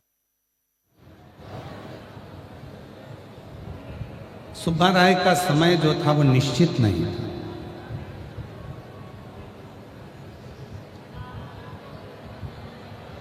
कोई काम से फ्री हो जाता तो मंदिर जाता। अब जब वो फ्री नहीं हो पा रहा तो मंदिर जाने का समय निश्चित नहीं। आप लोगों में से कई माताएं ऐसी हैं, आप लोगों में से कई मेरी जीजियां, कई मेरे जीजा, कई मेरी बेटियां, कई मेरे बेटा, कई मेरे बुजुर्ग माता पिता ऐसे हैं। शंभो शंभो शंभो शंभो शंभो। कई मेरे बेटियां, कई मेरे बेटा ऐसे हैं कि दिन रात किसी ना किसी कार्य में जुड़े रहते हैं, तो उनका समय निश्चित नहीं हो पाता। वो निश्चित समय पे मंदिर नहीं पहुंच पाते, वो निश्चित समय पर भगवान को जल नहीं चढ़ा पाते। और कई लोगों का प्रश्न रहता है, क्यों गुरुजी, अगर हमको सुबह समय नहीं मिले तो क्या हम दोपहर में जाके भगवान को जल चढ़ा सकते हैं? क्यों नहीं? गुरुजी, अगर हमको दोपहर में समय ना मिले तो क्या हम प्रदोष काल में जाकर भगवान की पूजन कर सकते हैं? क्यों नहीं? 33 कोटि देवता में 33 कोटि देवता में केवल एक देव अधिदेव महादेव ऐसे हैं जिनके पास जाने का कोई समय नहीं है। जब तुम्हारी मर्जी पड़े तब शिव की आराधना, साधना, भजन, कीर्तन, स्मरण कर सकते। 33 कोटि देवता में केवल एक देव अधिदेव महादेव ऐसे हैं कि जब तुम्हारा मन पड़ जाए तब तुम शिव की साधना में लग, तब तुम शिव का भजन करने में लग।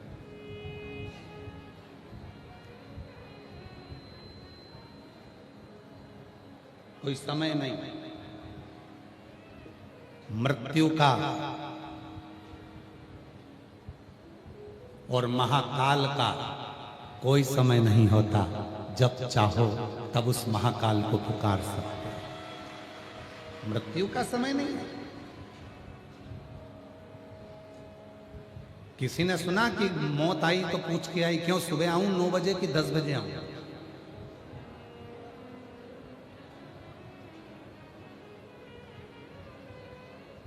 और आप में से कोई है जिसने सुना हो कि किसी ने कह दिया नहीं नहीं मैं अभी 9 बजे नहीं मरूंगी, मैं तो शाम को 4 बजे मरूंगी, अभी नहीं मरना मेरे को। और यमराज ने कहा नहीं मेरे को तो अब भी मारना है, तो पड़ोसन एक काम कर, तू पड़ोसन को उठा के ले जा, मैं तो 4 बजे ही जा, मुझे नहीं।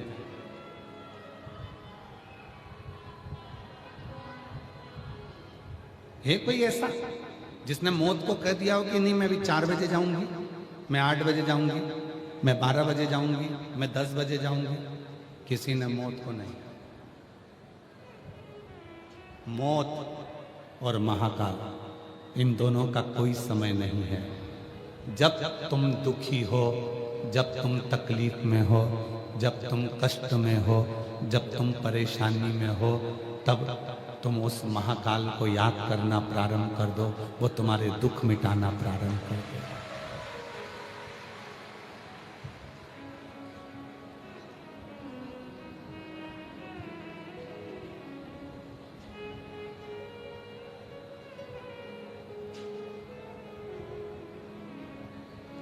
उस महाकाल का स्मरण करना प्रारंभ करो। जब मन करे, शिव जब कृपा करे, मेरे वो घड़तानी जब करुणा कर दे, तब उसको भजना, तब उसको पुकारना।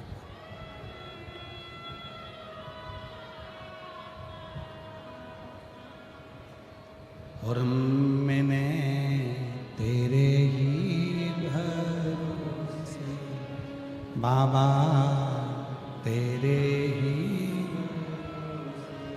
हवा बीच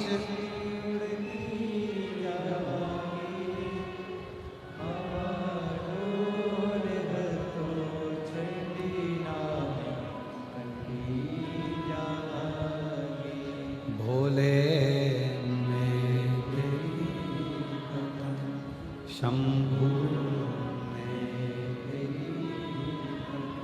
कोई समय मेरे शिव के लिए नहीं,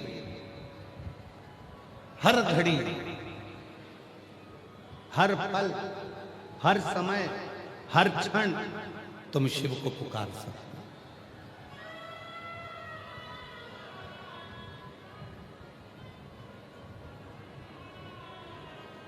सुब्बा राय समय मिलता मंदिर जाता, तब तक मंदिर बंद हो जाता। हो सकता है आपका समय और परमात्मा का समय दोनों अलग अलग हो सकता है आपका समय और भगवान का समय दोनों अलग अलग हो। जिस मंदिर में आप जल चढ़ाने जाती हो, वो मंदिर का दरवाजा ही बंद हो जाए जब आप फ्री होकर जाती है।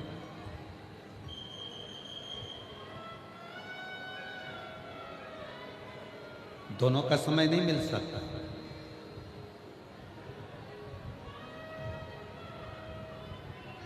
दोनों का समय मैच नहीं कर सकते।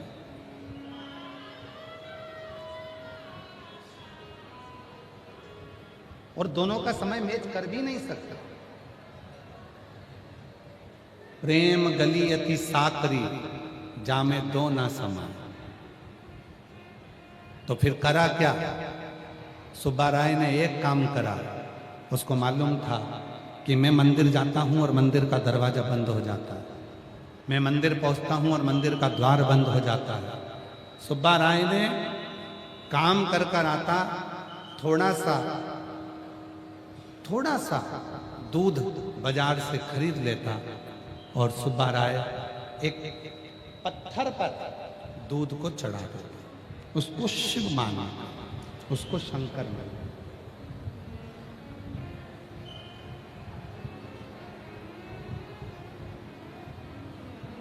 उसको शिव मानकर, उसको शंकर माना।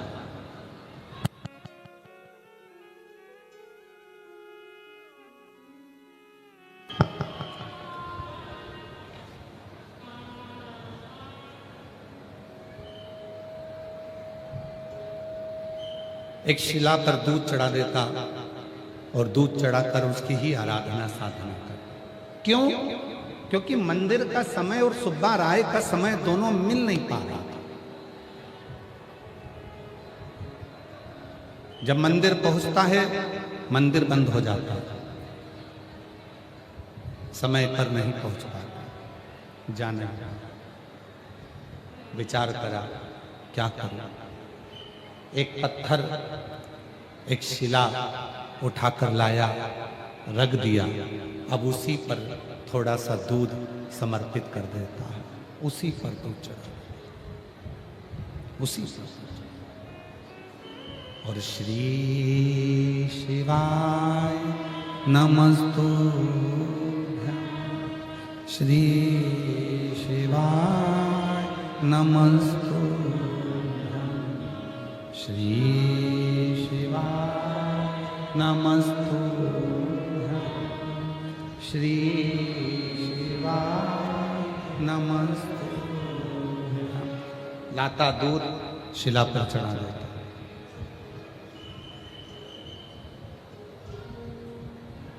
एक दिन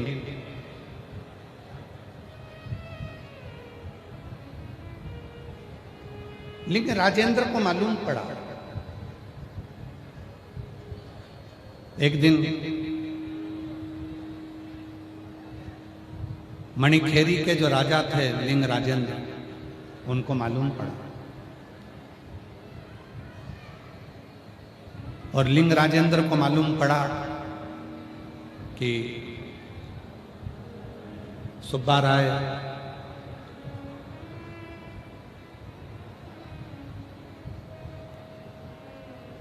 एक शिला के ऊपर जल चढ़ाकर दूध चढ़ाकर फिर काम पर चले जाता है।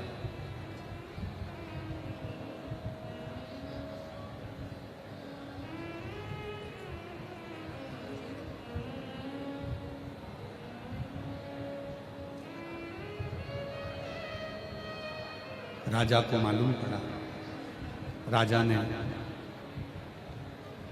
अपने मंत्रियों को भेजा, जाओ जरा पता करो, जब हमने इतना बड़ा मंदिर का निर्माण करा है, हमने इतना बड़ा मंदिर बनाया है, इतने बड़े मंदिर का जब निर्माण कर दिया है, तो सुब्बा राय को अगर जल चढ़ाना है तो वहां चढ़ाए। सुब्बा राय को अगर दूध चढ़ाना है तो वहां चढ़ाए।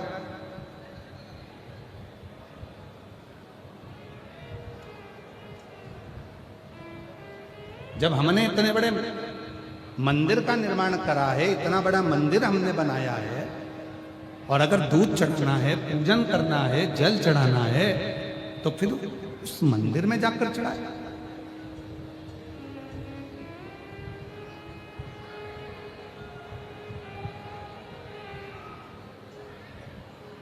एक शिला के ऊपर, एक पाषाण के ऊपर, एक पत्थर के ऊपर दूध चढ़ा रहा है, जल चढ़ा रहा है। क्या सुब्बा राय में विवेक नहीं है? क्या सुब्बा राय में बुद्धि नहीं है? विचार किया महाराज। राजा को क्रोध आ गया, गुस्सा आ गया, और राजा को इतना क्रोध आया कि लिंग राजेंद्र ने उसी समय पर ब्राह्मण सुब्बा राय को बुलवाया और बुलवाकर कहा, सुब्बा राय, हमने इतने बड़े मंदिर का निर्माण करा, उस मंदिर में जल चढ़ाने की जगह, उस मंदिर में दूध चढ़ाने की जगह तुमने एक पत्थर रख दिया और उस पत्थर पर दूध चढ़ा रहा है, उस पत्थर पर तुम जल चढ़ा रहे, उस पत्थर पर तुम पूजन कर रहे, उस पत्थर की तुम साधना कर रहे, उस पत्थर का तुम पूजन कर रहे। सुब्बा राय ने हाथ जोड़कर लिंग राजेंद्र राजा से कहा, महाराज, महाराज, पूजन करने तो मैं मंदिर ही जाता, पूजन करने तो मैं मंदिर ही जाता, पर मैं जब सबके यहाँ काम करता हूँ, सेवा करता हूँ, किसी किसी के यहाँ कोई काम होता है, किसी के यहाँ कोई काम होता है, और ये सेवा करने के बाद, काम करने के बाद जब मैं फ्री होता हूँ और फ्री होकर जब मैं मंदिर जाता हूँ, तब तक मंदिर का दरवाजा बंद हो जाता है, तब तक मंदिर का द्वार बंद हो जाता है। अब आप बताएं महाराज कि मैं करूं तो करूं क्या, कहीं मेरा नियम ना टूटे, इसलिए मैं शिव की साधना करता हूं। एक शिला के रूप में मैं पूजन करता हूं, एक शिला। हमारे बीच में क्षेत्र के पालक मंत्री जी पधारे हैं। मैं निवेदन करता हूं कि आप व्यासपीठ का पूजन करने के लिए आए। क्षेत्रीय पालक मंत्री महोदय यहाँ पधारे।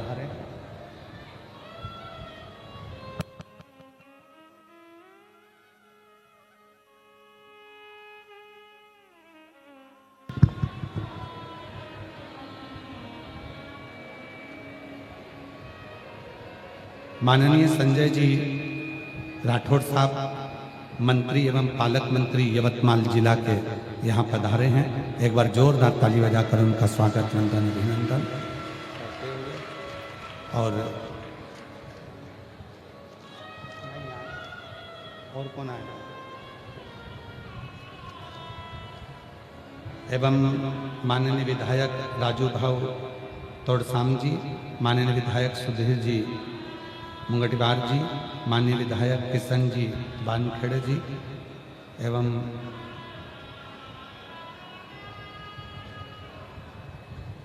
जो भी अतिथिगण के नाम यहाँ आए हैं उनका स्मरण। शिव तत्व कह रहा है, भगवान शंकर का पवित्र कथा कर रही है, शिव कथा वर्णन कर रही है। सुब्बा राय जी एक शिलाखंड की पूजन करते हैं, एक शिला की पूजन। जब मैंने इतना बड़ा मंदिर बनवाया तो तुम मंदिर क्यों नहीं जाते? जब मैंने इतना बड़ा मंदिर बनाया तो तुम मंदिर क्यों नहीं जाते?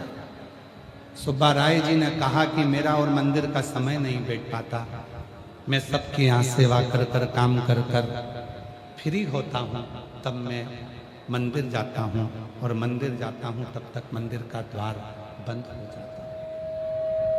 मंदिर का द्वार बंद हो जाता है तो मैं कैसे वहाँ जल चढ़ाऊँ, कैसे वहाँ पूजन करूँ? समझ नहीं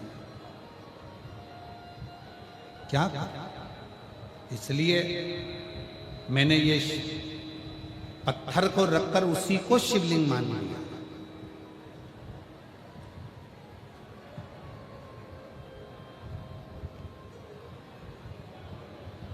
और मेरी जीजियों, मेरे जीजाओं, मेरी बेटियों, मेरे बेटाओं, मेरे बुजुर्ग माँ बाप, याद रखना, जिस दिन मंदिर ना जा पाओ, जिस दिन मंदिर में जाकर एक लोटा जल ना चढ़ा पाओ, उस दिन अपने हृदय में शिव को पाने का प्रयास करना, और एकांत में बैठकर 5 बार 7 बार श्री शिवाय नमस्तुभ्यम या पंचाक्षर नमः शिवाय या षडाक्षर ओम नमः शिवाय का जाप करना। आपको ऐसे महसूस होगा जैसे हम शंकर के मंदिर में पहुंच गए हैं और शिव जी को एक लोटा जल चढ़ा दिया है। मन को शिव को,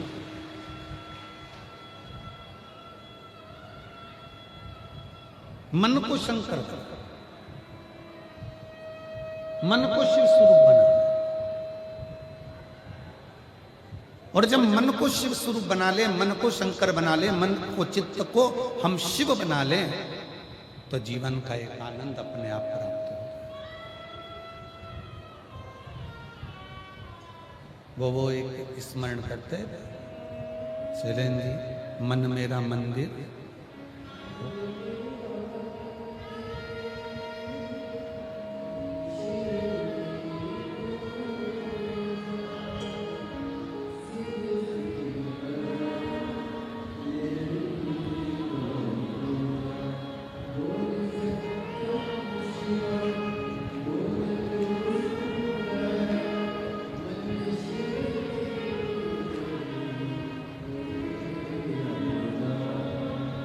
मन मेरा शिव मेरी पूजा, शिव से बड़ा नहीं।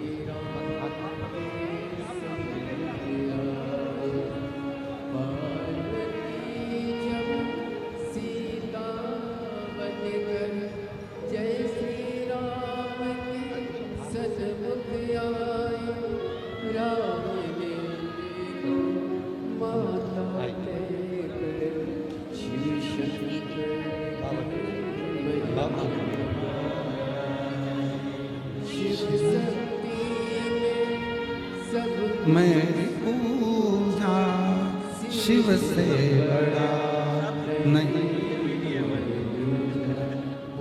सत्यम शिवम बोल तू सुंदरम मन में शिव की महिमा के गुण गाजा। मन तेरा मंदिर शिव मेरी पूजा शिव से बड़ा नहीं कोई दूजा।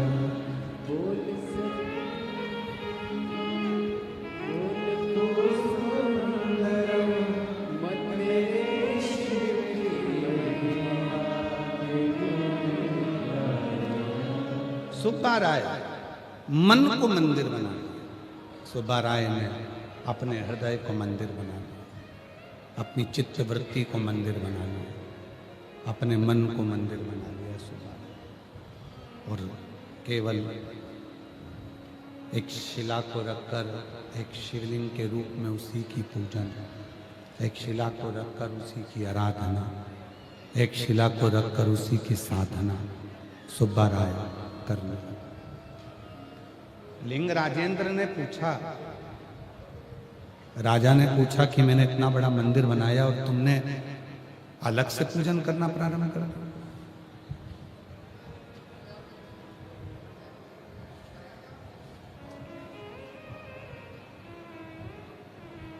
ये केवल एक कथा नहीं है, ये कई संसार के ऐसे लोग हैं जिनके भीतर का एक प्रश्न है,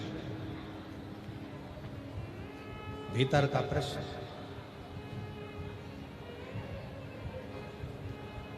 गए दर्शन करने के लिए मंदिर में, बहुत भीड़ है, बहुत भीड़, दर्शन नहीं हो पा रहा, बहुत भीड़ है, बहुत भीड़, दर्शन ही नहीं हो पा रहा। क्या करोगे? सुब्बा राय की कथा का स्मरण करना। भीड़ ज्यादा है, बहुत ज्यादा भीड़ है, मंदिर में दर्शन नहीं हो पा रहे हैं। मंदिर के शिखर का दर्शन कर कर अपने हृदय को शिवालय बना लेना और शंकर को हृदय में बिठाकर ये सोचना कि इसी मंदिर में, उस मंदिर को मैंने अपने हृदय में बना लिया है और उसी में मेरा शंकर बैठा है और उसी को मैं जल चढ़ा रहा हूँ, उसी की साधना कर रहा हूँ, उसी की पूजन कर रहा हूँ, उसी की अर्चना कर रहा हूँ। हृदय। वीर शैव लिंगायत संप्रदाय में हृदय में, गले के अंदर चांदी की डिब्बी में शिव जी का शिवलिंग रहता है। वीर शैव लिंगायत संप्रदाय में चांदी की डिब्बी में शंकर का शिवलिंग है।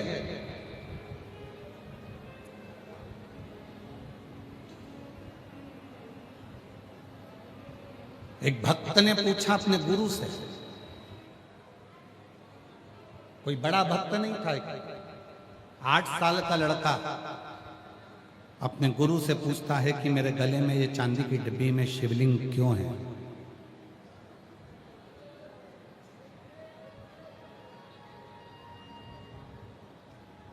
वीर शैव लिंगायत संप्रदाय का एक बच्चा अपने गुरु से पूछता है कि इस चांदी की डिब्बी में मेरे गले में ये शंकर का शिवलिंग क्यों है? तो गुरु कहते हैं कि ये डब्बी में, चांदी की डब्बी में शिवलिंग नहीं, ये तेरा जो शरीर है ये शिव का मंदिर है और ये हृदय में जो शिवलिंग रखा है ये शंकर के मंदिर में शिवलिंग स्थापित कर रहा है। ये चलता फिरता मंदिर है।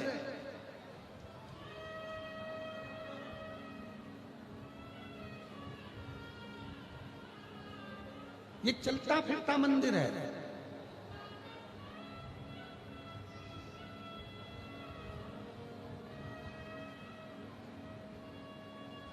धन्य आप सब लोग जिनके घर के पास में 1 लोटा जल चढ़ाने वाली कोई माता रहती है। धन्य हैं आप सब लोग जिनके घर के पास में कोई शंकर जी के मंदिर जाने वाला बच्चा रहता है।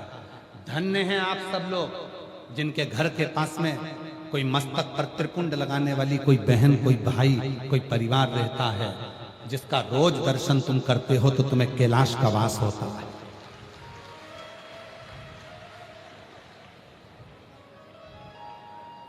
क्यों आए हैं ये लाखों की संख्या में शिव भक्त? आज कथा का छठा दिवस है। लाखों की संख्या में शिव भक्त आने का कारण क्या है? उनका आने का एक ही कारण है, इतने शिव भक्त आएंगे, उन शिव भक्तों के मुख का भी यदि हमें दर्शन हो गया। कौन से मुख का?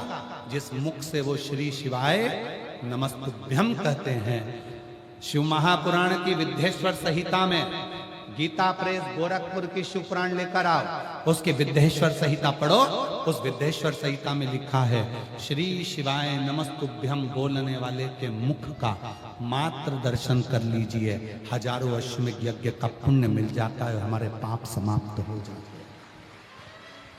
हमारे पाप समाप्त हो जाते, केवल मुख का दर्शन करने पर।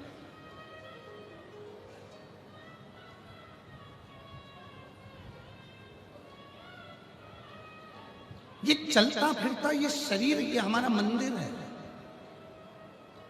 और इस मंदिर में जो मन है, जो चित्त है, वो हमारे मंदिर में शंकर का शिवलिंग उसके अंदर विराजमान है। हृदय का शिव बैठा। लिंग राजेंद्र को क्रोध आ गया। मैंने जो मंदिर बनाया उस मंदिर में तो पूजन करने नहीं जाता, और अलग से शिवलिंग रखकर उसकी पूजन करना। और वो तो शिवलिंग भी नहीं है, केवल एक पत्थर, एक कंकर, तो उसकी पूजन कर रहा है। केवल एक पत्थर और कंकर की पूजन। कई माताएं कहती हैं, गुरुजी हम घर पर सीहोर गए थे और सीहोर से कंकर शंकर लेकर आ गए। हम जब कंकर शंकर की पूजन करते हैं, पूजन करते करते, और विश्वास रखना, अगर सीहोर का कंकर शंकर के रूप में तुम्हारे घर में विराजमान है, तुम उसकी पूजन रोज करते हो, तो एक दिन उस कंकर में ही तुम्हें शंकर का प्रतिबिंब स्वयं नजर आने लगेगा। स्वयं उसी कंकर में। और वो कंकर कितना प्रबल होगा? जिस दिन तुम्हारे ऊपर कोई समस्या आने वाली होगी, जिस दिन तुम्हारे ऊपर कोई दुख आने वाला होगा, कोई कष्ट आने वाला होगा, कोई तकलीफ आने वाली होगी, कोई कष्ट तुम्हारे सम्मुख में आने वाला होगा, दो चीज में याद रखना, दो चीज में सीहोर का कंकर टुकड़े टुकड़े हो जाता है। दो चीज में, एक टुकड़े टुकड़े होता है सीहोर का कंकर जब तुम्हारे यहाँ कोई खुशी आने वाली होती है, तो सीहोर का कंकर अपने आप टुकड़े टुकड़े होकर 1000 गुना हो जाता है कि अब तेरा वंश बढ़ने वाला है, तेरे यहाँ खुशी आने वाली है, तेरे यहाँ बहुएं आने वाली हैं, तेरे यहाँ नौकरी लगने वाली है। समझ लेना अपने आप कंकर के टुकड़े हो गए, समझ लेना कि कहीं ना कहीं विस्तार हो रहा। और दूसरा, जल डाला, जल सूख गया, फिर जल डाला, फिर सूख गया, और कंकर के आखिरी में टुकड़े हो गए। समझ लेना कि कोई दुख आने वाला था, मेरे शंकर ने अपने ऊपर झेल लिया है, शिव ने उसको उतार दिया। शिव ने।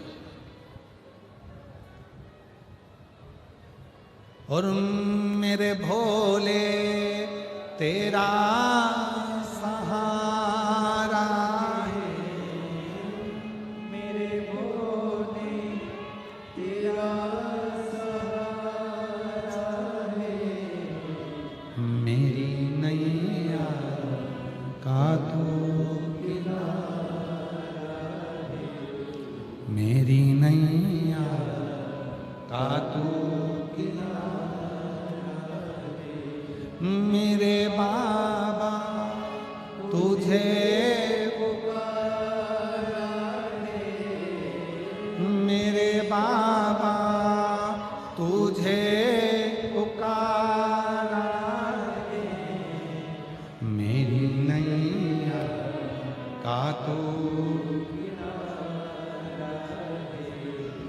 सुब्बा राय ने भगवान शंकर को हृदय में बिठा रखा। एक पत्थर की, एक पाषाण की, एक कंकर की पूजन करता था। पत्थर रखा था, उसका पूजन कर रहा, पत्थर का पूजन। जब इतना बड़ा मंदिर बनाया तो उसकी पूजन करना चाहिए, पर तू तो पत्थर की पूजन कर रहा, पत्थर की पूजन। गुस्सा आया, लिंग राजेंद्र को क्रोध आ गया, और लिंग राजेंद्र को क्रोध आया। 3 दिन देता हूं तेरे को, जिस पत्थर की तू पूजन करता है उस पत्थर में से शिव को प्रकट कर दे।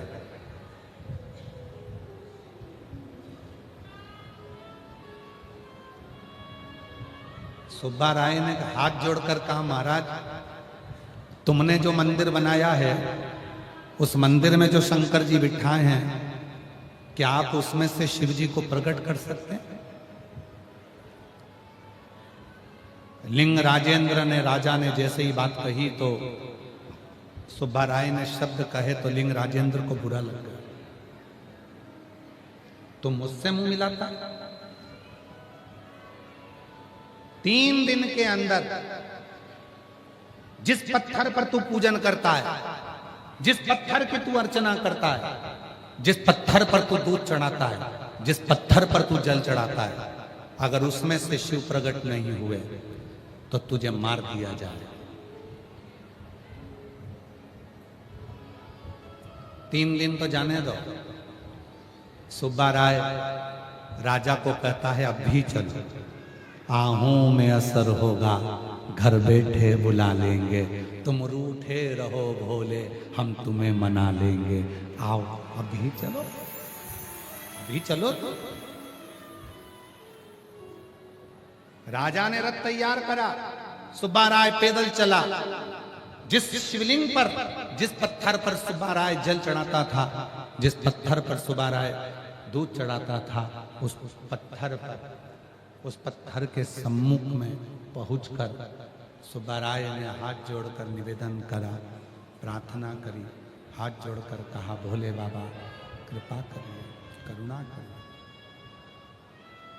ये लिंग राजेंद्र राजा, ये राजा आपकी परीक्षा लेना चाहता है, आप कृपा करो, करुणा करो, दया करो, कृपा कर दीजिए। सुना,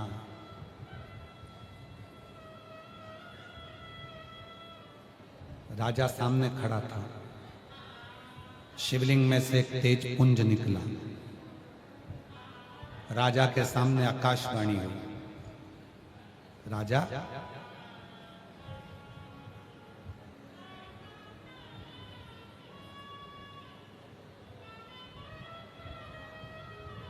तू मुझे पाना चाहता है?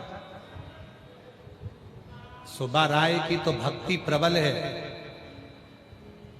जिसके कारण उसे मेरा दर्शन हो जाता है, पर तेरी भक्ति अभी प्रबल नहीं हुई है जो तुझे मेरा दर्शन। सुब्बा राय के सामने शिवलिंग में से आवाज सुनकर राजा भवन में चले गया, और भवन में गया तो उसको क्रोध आ गया। कोई बहुत बड़े ओहदे पर रहे, बहुत बड़े पद पर रहे, बहुत बड़ी प्रतिष्ठा पर रहे, और उसको यदि कोई समझाए तो उसको बुरा लगता है कि मेरे जैसे व्यक्ति को समझा,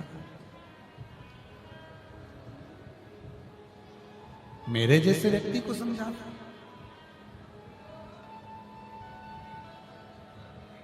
कोई बहुत बड़े ओहदे पर रहे, कोई बहुत बड़े ओहदे पर पहुंच जाए, कोई बहुत बड़े पद पर पहुंच जाए, और उस व्यक्ति को यदि समझाया जाए तो उसको लगता है कि मेरे जैसे व्यक्ति को, मेरे इतने ओहदे वाले को, जो इतने बड़े पद पर है, इतनी बड़ी प्रतिष्ठा पर है, उसको समझाया जाए। पर शिव महापुराण की कथा कहती है, ज्ञान यदि खुद के बेटे से भी मिले तो लेना चाहिए, और ज्ञान अगर एक दरवाजे से भी प्राप्त हो तो उसे लेना चाहिए। दत्तात्रेय भगवान ने तो 24 गुरु बनाए थे खुद गुरु होकर। दत्तात्रेय भगवान स्वयं गुरु होकर 24 गुरु बनाते हैं। अब एक गुरु को इतने गुरु की क्या जरूरत है? पर दत्तात्रेय भगवान ने 24 गुरु इसलिए बनाए क्योंकि उनको मालूम है कि इन गुरुओं से मुझे कुछ प्राप्त करना है, इस गुरु से मुझे ये प्राप्त करना है। दरवाजे को भी गुरु बना लिया हमने, एक वैश्य को भी गुरु बना लिया। इन गुरु से मुझे प्राप्त करना, गुरु से मुझे 24 गुरु का स्मरण दत्तात्रेय भगवान ने स्वयं किया। 24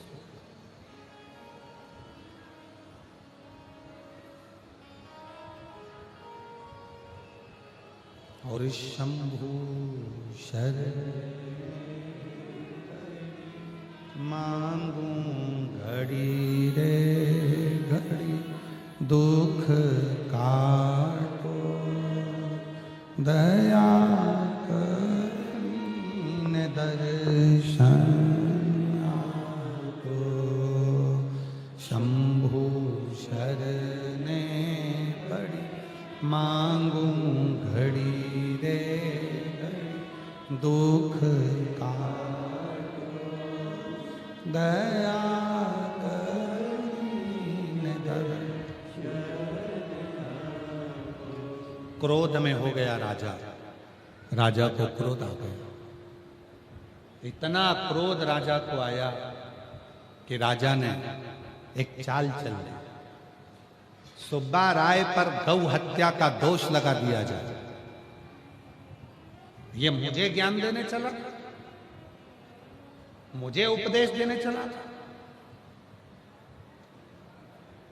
और अभी आपको कहा था, कल भी कथा में कहा था कि बन सके शिव भक्त के लिए अपशब्द मत कहो, शिव के लिए अपशब्द मत कहो, शंकर की मंदिर के लिए अपशब्द मत कहो, शंकर की कभी निंदा, शिव भक्त की कभी निंदा या शंकर की कथा की कभी निंदा मत करो।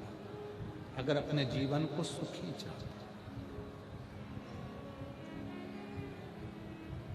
इस शरीर को बड़ा भोगना पड़ता है, बड़ा।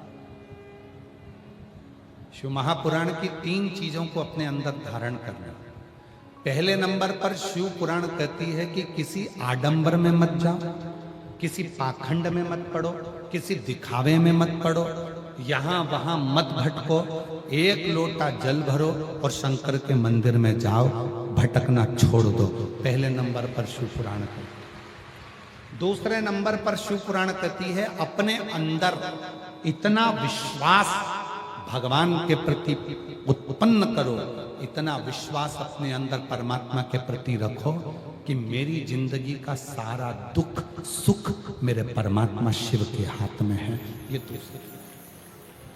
तीसरे नंबर पर शिव महापुराण की कथा कहती है, तीसरे नंबर पर शिव पुराण कहती है घर में जितने सदस्य रहते हैं सबके साथ प्रसन्नता के साथ रहिए, चाहे जिंदगी में कितना भी दुख क्यों ना हो, तकलीफ कितनी भी हो, तो भी घर के लोग तुम्हारा कितना भी बुरा करते हो, जेठानी देवरानी चाहे कितनी भी बुरी सोचती हो, सास बहू कितना भी बुरा सोचते हो, भाई बंधु कितना भी बुरा सोचते हो, तो भी तुम्हारे चेहरे की स्माइल प्रसन्नता खत्म नहीं होना चाहिए। खुश रहकर जियो, सब सुख। कारण फूल गुलाब का कांटों के बीच में ही रहता है, फूल कमल का कीचड़ के बीच में ही रहता है। गुलाब का फूल कांटों के बीच में रहेगा जब परिवार में, नातों में, रिश्तों में, कुटुंब में, कबीलों में, अपनों में लोग तुम्हें गालियां देंगे, ताने देंगे, अपशब्द देंगे, तभी तुम्हारी सुगंध जनमानस में पहुंचेगी और एक दिन तुम खिल कर रहो, तब तुम खिल कर खुश।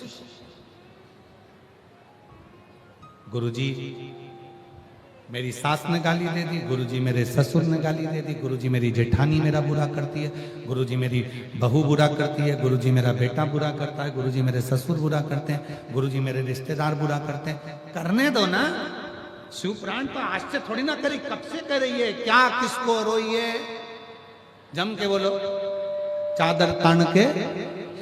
शिव पुराण तो कब से कर रही है, क्या विचार करना, क्या सोचना, क्या बुद्धि में बिठाना। इसने बुरा कर दिया, पड़ोसन नींबू पटक के चली गई, पड़ोसन ने मेरे यहाँ टोटका कर दिया, टोना कर दिया, पड़ोसन ने नींबू पटक दिया। तो कल दरवाजे पर एक पेपर लगा दो, एक नींबू में अचार नहीं डलता, कम से कम 1 दर्जन तो पटको, मैं अचार डालकर खा जाऊंगा,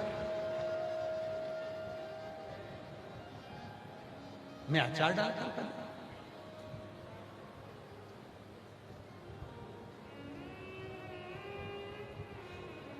ये जितने ग्रह हैं, शनि, राहु, केतु, मंगल, बुध, शुक्र, जितने भी ग्रह हैं सब शिव के अनुकूल हैं, सब शंकर के अनुकूल।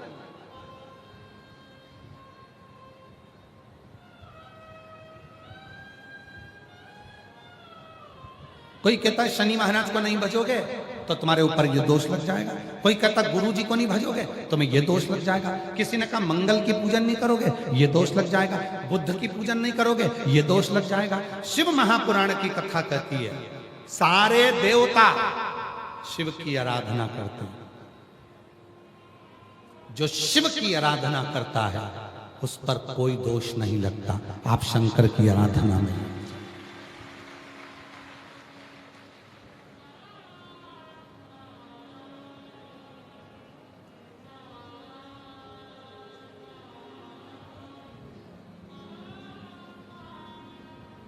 शिव की साधना में लग जाए, उसकी आराधना। सुब्बा ब्राह्मण पर राजा लिंग राजेंद्र ने गौ हत्या का दोष लगा दिया।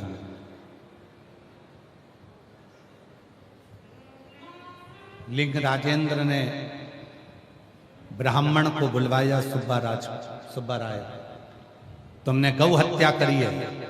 सुब्बा राय हाथ जोड़कर बोलता है कि मैंने गौ हत्या नहीं करी, फिर भी दोष लगा दिया। राजा ने कहा इसने गौ हत्या करी है, इसको तड़फा तड़फा के मारो। ब्राह्मण की आंख से आंसू बहने लगा।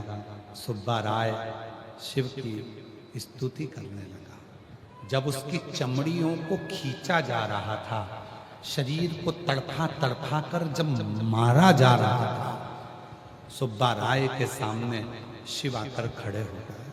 शंकर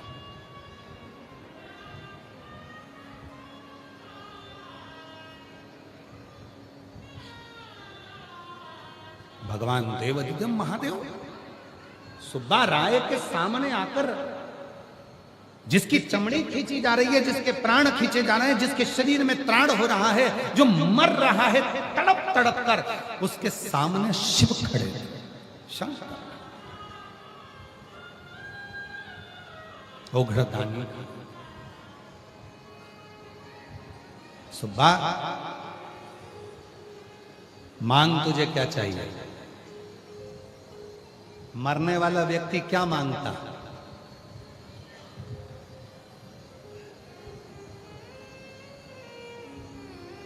दुनिया के सारे शिव भक्तों में केवल एक भक्त था, सुब्बा राय, जिसने शिव जी से क्या मांगा मरते समय, थोड़ा ध्यान दीजिएगा।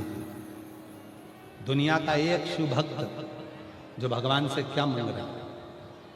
सुब्बा राय मांग तुझे क्या चाहिए, तू निर्दोष है, तेरे में झूठा इल्जाम लगाया जा रहा है, मांग ले तुझे क्या चाहिए।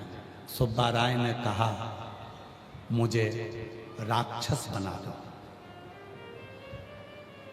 एक भगत, दुनिया में शिव का एक भगत था सुब्बा राय, जो भगवान से कहता है कि मैं ब्राह्मण भले हूं, मैं ब्राह्मण के घर में जन्मा, शिव की साधना करी, मरते समय आपका दर्शन कर रहा हूं, पर मैं आपसे वर मांगता हूं, मुझे राक्षस बना दो। राक्षस क्यों? तू राक्षस बन के करेगा क्या?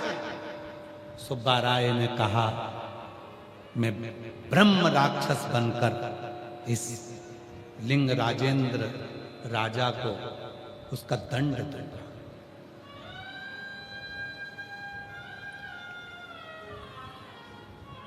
शिवजी कहते हैं कि सुब्बा, इसको तो दंड मैं दे दूंगा। हाथ जोड़कर सुब्बा कहता है, नहीं नहीं नहीं नहीं, ये मेरा दोषी है, दंड भी मैं दूंगा। आप मुझे ब्रह्म राक्षस बना दो। ब्रह्म राक्षस का मतलब जानते हो आप लोग? जम के बोलो जरा, जानते हो ब्रह्म राक्षस का मतलब? एक होता है राक्षस, दूसरा होता है ब्रह्म राक्षस। ब्रह्म राक्षस का मतलब है इसको पूर्व का सब ज्ञान होता है, विद्वान होता है, ज्ञानी होता है, परंतु इसको असुर इसलिए कहा गया कि जो जो इसको कष्ट देता है ये उससे बदला लेता है। कोई बुरा काम करता है ये उससे बदला लेता है, कोई गलत काम करता है ये उससे बदला लेता है, कोई गलत कार्य कर रहा होता है ये उससे बदला लेता है, ये उससे बदला लेता है।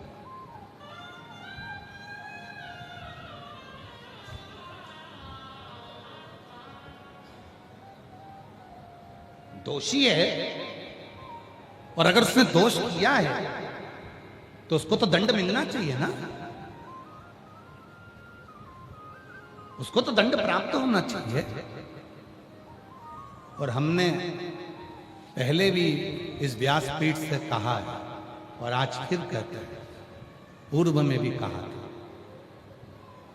लंका के राजा रावण ने एक गलती करी थी कि मां सीता का हरण किया था। आज भी दशहरे पर रावण को जलाया जाता है। हम अपनी व्यासपीठ से निवेदन करते हैं, अब रावण को जलाना बंद करो।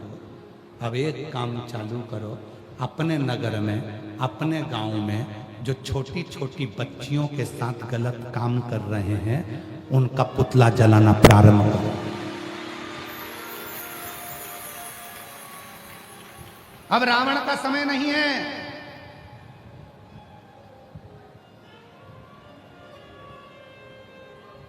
छोटी छोटी बच्चियों के साथ गलत करते हो रहा है और अदालत क्या देखती है?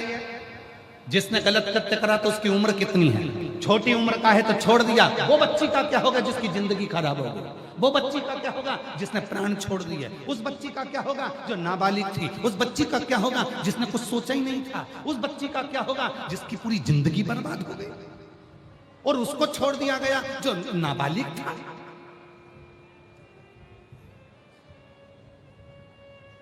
सरकार को एक दंड बनाना चाहिए, अगर किसी छोटी बच्ची या किसी लड़की के साथ अगर गलत करते होता है तो भरे चौराहे पर गोली मार देना चाहिए। सरकार को एक दंड बनाना चाहिए, एक नियम बनाना चाहिए।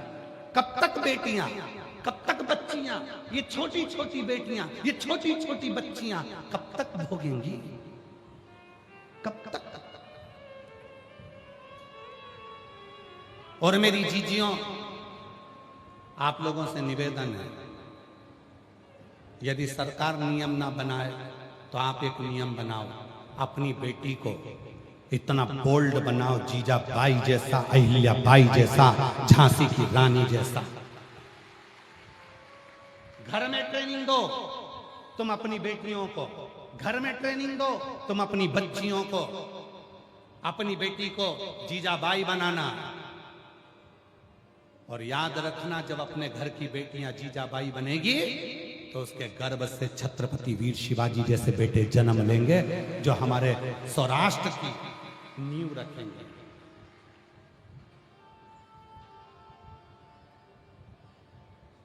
एक हुंकार अपने जीवन में होगी।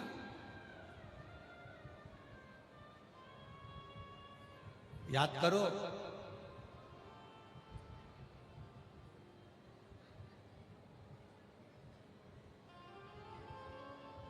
महाराष्ट्र की ही धरा के थे बाला साहब ठाकरे, बाला साहिब ठाकरे, इसी महाराष्ट्र की भूमि के।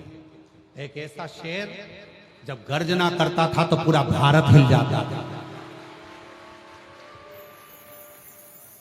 एक ऐसा शेर जो अपनी कुर्सी पर बैठकर बोल देता था, अगर अमरनाथ में तकलीफ आई अगर अमरनाथ की गुफा की यात्रा में तकलीफ आई तो आगे की यात्रा तुम्हारी बिगाड़ दूंगा।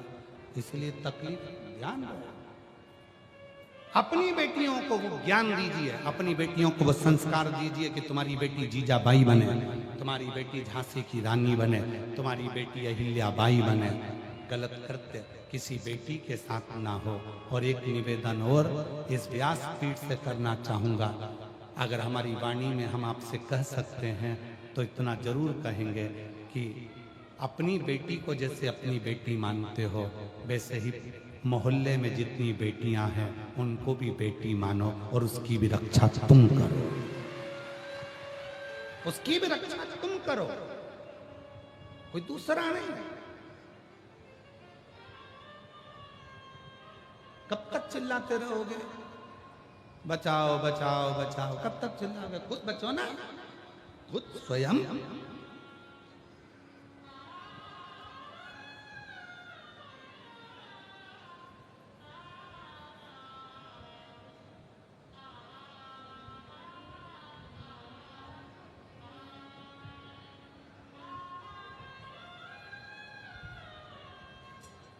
शिव को सुब्बा ने कहा कि मेरा बदला मैं खुद लूंगा, मेरा बदला मैं खुद लूं। अच्छा, कई लोगों के मन में रहती है ये बातें।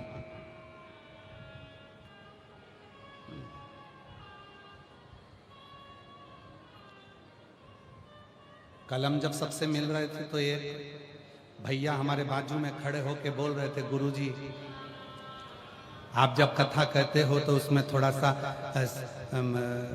बहुओं को सुधारने की बात कर दिया करो गुरुजी। फिर एक आया तो उसने कहा कि ये वाली बात बोल दिया करो। तो हमने मन में सोचा कि सब गुरुजी बोलेंगे, तुम क्या करोगे? तुम क्या करोगे? जो गुरुजी बोलते हैं, गुरुजी जो बोलते हैं वो तो अपनी बुद्धि में बिठाओ। पहले अपने घर में प्रसन्न रहना चालू करो और एक लोटा जल चढ़ाना प्रारंभ करो, धीरे धीरे कर सुधर जाओ। आज घर बिगड़ा क्यों है? आज घरों में क्लेश क्यों है? आज घरों में झगड़ा क्यों है? आज प्रत्येक घर बिगड़ा हुआ क्यों है? बिगड़ने का एक कारण है, सबके कानों में जहर घोला जा रहा है। कोई आता है जेठानी को भर के चले जाता है, कोई आती है देवरानी को भरकर चली जाती है, कोई आती है सास को भरकर चली जाती है। उनके कानों में इतना जहर भर गया। और ध्यान देना, घर अगर बिगड़े हैं तो सुनने से बिगड़े हैं। गलत सुना, किसी ने गलत बोला, तुमने गलत मान लिया। सास ऐसी है, तुमने गलत मान लिया। बहू ऐसी है, तुमने गलत मान लिया। बेटा ऐसा है, तुमने गलत मान लिया। घर कैसे बिगड़ा? गलत सुनने से। जब गलत सुनने से घर बिगड़ सकता है तो शिव महापुराण की कथा सुनने से घर सुधर भी सकता है, निश्चित। रोज घर पर टीवी चालू कर दो, थोड़ी आवाज तेज करो, टीवी की आवाज थोड़ा तेज करके टीवी चालू कर दो। तो कहाँ बहू अंदर से आवाज देकर, मम्मी थोड़ा सा टीवी कम कर दो ना, अभी तो बर्तन मांज के थोड़ी देर पलंग पर मैं विश्राम के लिए आई हूँ, बच्चे आ जाएंगे, फिर ट्यूशन पढ़ाना है मम्मी। तो मम्मी को कह देना चाहिए, बेटा बहरी हो गई मैं, सुनाई देता नहीं है, इसलिए टीवी की आवाज थोड़ी तेज कर देती हूँ जिससे सुनाई दे जाए।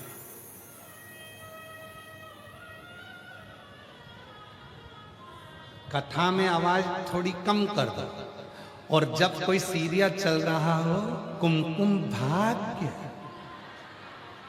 और बहू बना रही रसोई घर में रोटी, मम्मी थोड़ी वॉल्यूम तेज करो ना, मम्मी थोड़ी सी तेज करो, आवाज नहीं आ रही। और जैसे ही बन सीरियल में वो बाई ने रोना चालू करा, ये रोटी बनाते बनाते टपा टपा, और जो रोटी बन के तैयार हुई और पति ने खाई, और खाने के बाद पति बोला आज रोटी में स्वाद नहीं आ रहा, क्या बात है? अब कौन समझाए, कुमकुम भाग्य सबका भाग्य, कौन समझाए? और अगर वही भोजन बनाते समय तेरे डमरू की धुन से मैं काशी, वही भोजन भजन गाते गाते बनता तो बोलो बोलो फिर